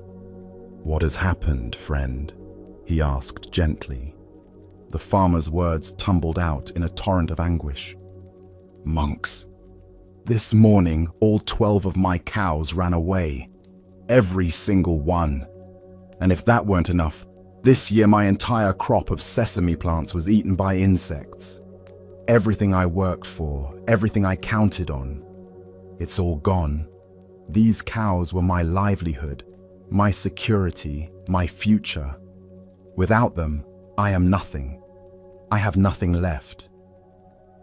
The Buddha nodded with understanding, seeing clearly the suffering that comes from building our identity and security upon external circumstances. "Sir, we have not seen your cows," he replied calmly. "Perhaps they have gone in the other direction." The farmer bowed hastily in gratitude and rushed off down the path, still calling for his lost animals, his voice growing fainter as he disappeared into the forest. After the farmer had gone, the Buddha turned to his community of monks with eyes that sparkled with gentle humor and deep wisdom. A knowing smile played at the corners of his mouth as he looked at each of his followers, these men who had voluntarily given up worldly possessions to seek truth and inner freedom. "Dear friends," he said, his voice carrying both lightness and profound insight, "do you know you are the happiest people on earth? You have no cows or sesame plants to lose." The monks sat in contemplative silence, absorbing the deeper meaning of their teacher's words. They began to understand that what the world might see as deprivation, their simple robes, their basic meals, their lack of material possessions, was actually a form of great wealth. They were wealthy in freedom, rich in presence, abundant in peace. The Buddha continued, his teaching flowing like water, finding its natural course. We always try to accumulate more and more, believing these cows are essential for our existence. In fact, they may be the very obstacles that prevent us from being truly happy. Release your cows and become a free person. Release your cows and discover happiness that cannot be taken away. The Buddha taught, you only lose what you cling to. This profound truth reveals itself in the contrast between the farmer's panic and the monk's peace. The farmer's suffering wasn't caused by the loss of his cows, but by his attachment to them as the source of his security and identity. Why do we accumulate cows, possessions, achievements, relationships, even spiritual experiences, believing they will bring us lasting happiness? Zen Buddhism points to our fundamental misunderstanding about the nature of security and fulfillment. We look outside ourselves for stability in a world where everything is constantly changing. The farmer's 12 cows and sesame crop represent all the external things we grasp for security: our bank accounts, our job titles, our social status, our health, our relationships, even our self-image as spiritual seekers. Each of these can bring temporary satisfaction, but they all share one crucial characteristic: they can be lost. This doesn't mean we should abandon responsibility or become indifferent to practical matters. The Buddha wasn't suggesting we should all become homeless wanderers. Rather, he was pointing to the difference between using things skillfully and being used by them. The monks still ate food and wore robes, but they held these necessities lightly, without the desperate clinging that creates suffering. Consider your own cows, the things you tell yourself you couldn't live without. Perhaps it's a certain standard of living, a particular role in your family or workplace, or even your health and physical capabilities. Notice how much mental energy goes into protecting, maintaining, and worrying about these possessions. This energy, which could be available for presence, compassion, and genuine fulfillment, gets locked up in a constant cycle of acquisition and protection. The deepest teaching in this story is that happiness based on having is always vulnerable to loss, while happiness based on being is unassailable. The monks had discovered what Zen calls the treasure house, the inherent wholeness that exists prior to gaining or losing anything. Zen master Huangpo taught, "Your treasure house is in yourself. It contains all you need." The farmer was looking in the forest for cows that, even if found, would only provide temporary security. The monks had found a treasure that required no protection because it could never be stolen. This doesn't mean we stop caring for our responsibilities or become careless with resources. Rather, we begin